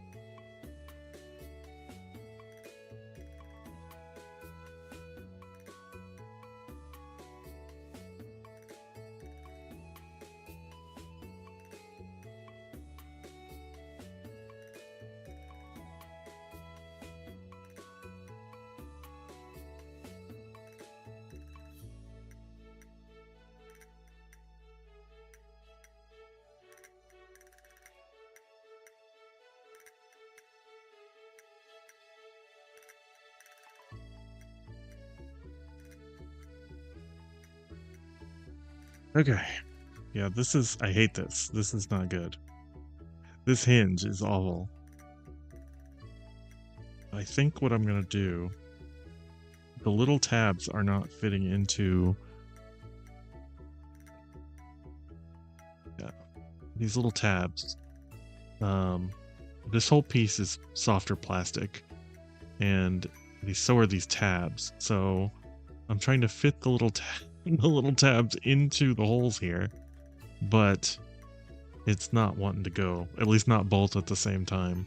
I think I'll just use it, like you can put it in and behind and it seems to hold it fairly well, and then the front will hold because it snaps in. So I think I will just use it like that, because those tabs are not going in there, and it's definitely not going to want to come in and out. Unfortunately, I wish it was a little better constructed. The bedroll.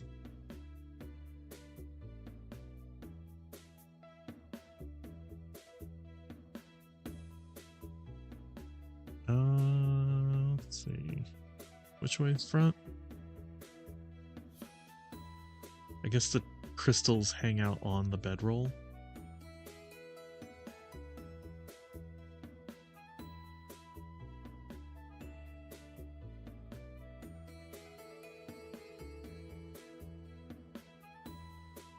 Yeah, okay.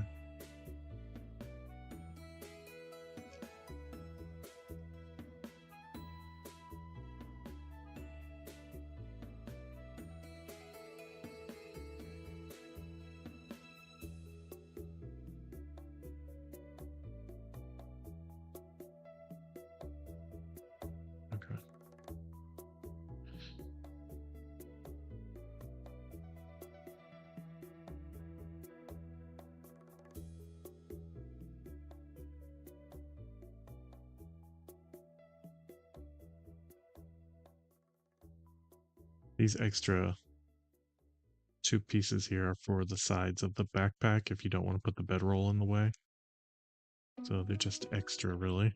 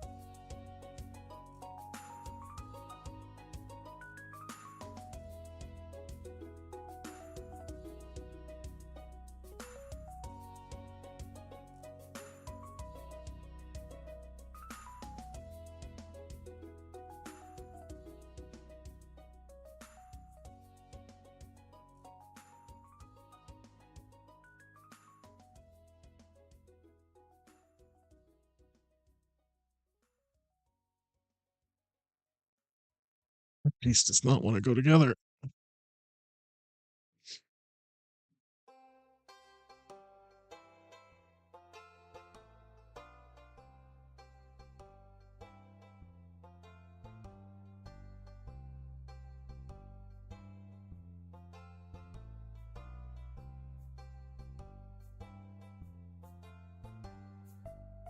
There we go.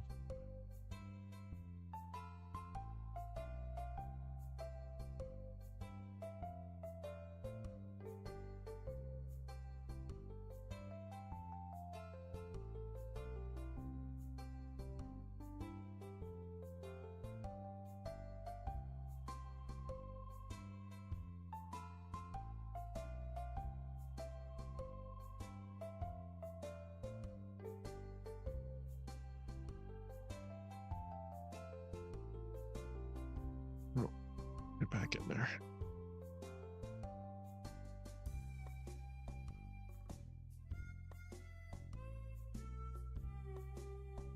There we go. That looks kind of okay. Front looks okay. Back doesn't because of that. But good enough, right? It's doing its job. It's a pretty big backpack. It kind of reminds me of Snail Shell's thing that's coming up with the snail girl, since her backpack is huge.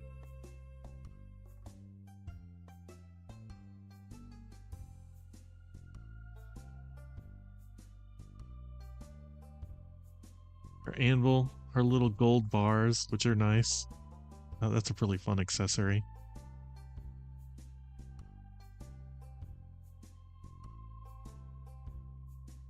There are also some effects parts I haven't pulled out yet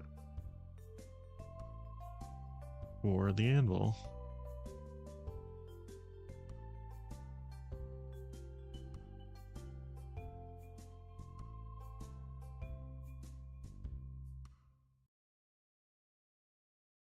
There we go. Fun little effects parts. And I don't know if you saw that earlier, but she has 2 other heads.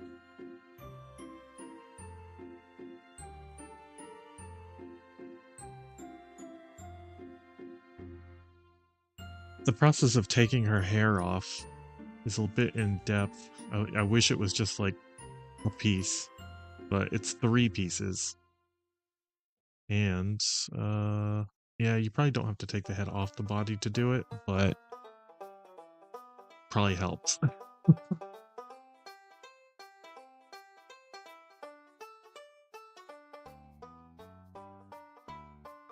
So it's a little more involved than changing out the head of like a normal action figure. The hair is articulated, but it's very stiff.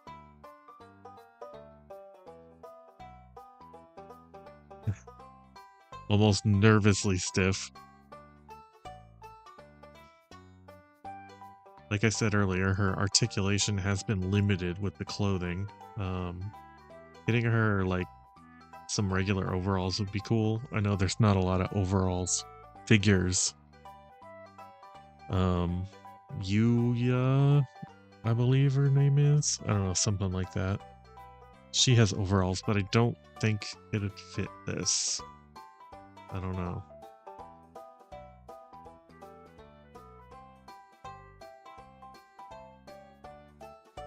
Overall, I like her. I like her design, and aside from a few nitpicks like this hinge here and the overcomplication of the hairpiece, like this could have just been one hairpiece.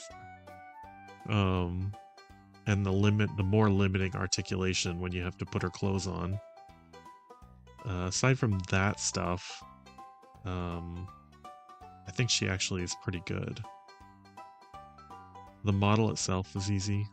I didn't have any issues really getting her together.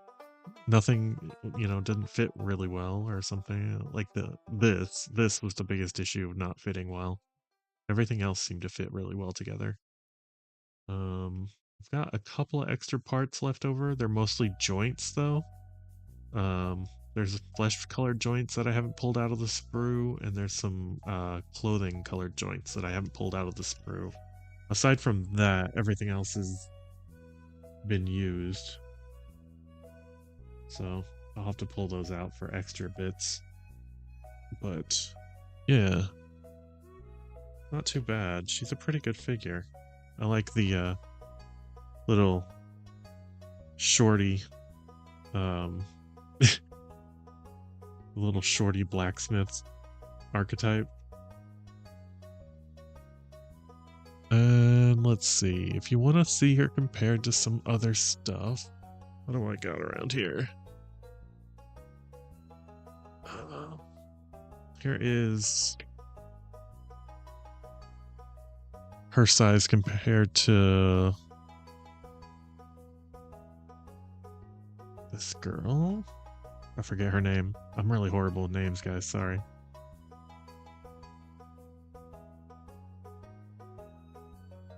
So she is a shorty. Like, she's very short. Alright,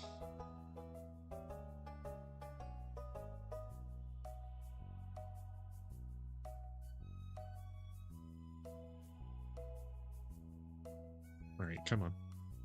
Let's see. Yeah, there's her stand. I haven't taken her stand out yet.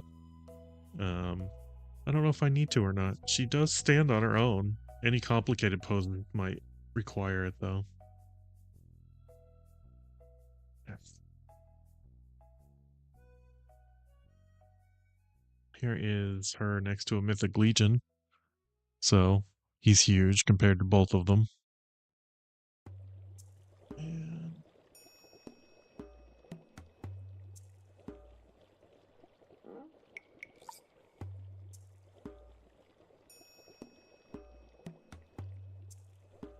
let's see, here's them next to Savage Crucible. Guess I'm kind of in my way here.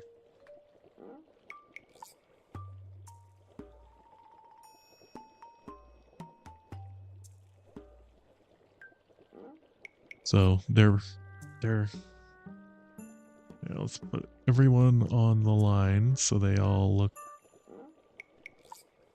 same height. There we go. That's kind of works. I will probably take some pictures, do a little photo shoot with her, and put it on my Instagram. I need to start using that more, and I've been itching to take pictures lately, so it'll give me a good excuse to use my Instagram.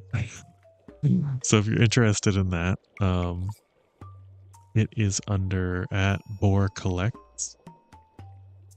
I don't think I have anything posted there yet, so I just kind of started it a couple weeks ago and haven't really gotten into it, but yeah, I think my toy picks for when I'm reviewing will probably end up there.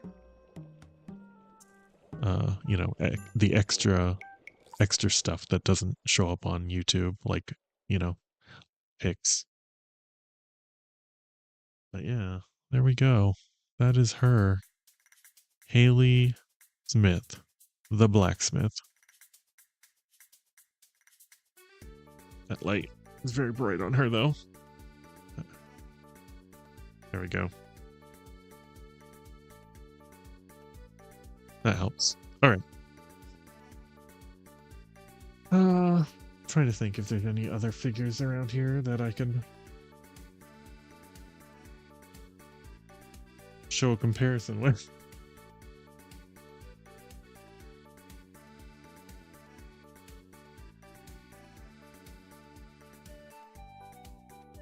The Doctor Lego. Definitely something that'll go with her, right? I have some other stuff, but I'll try to figure out some better comparisons when I take some pictures for her. But yeah, there we go. Hayley Smith. Not a bad little model.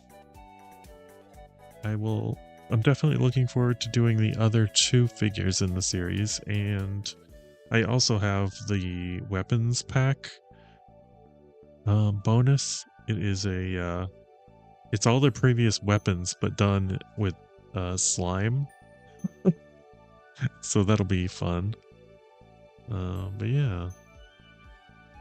So hopefully, you know, you guys can tune in for that one if you're interested.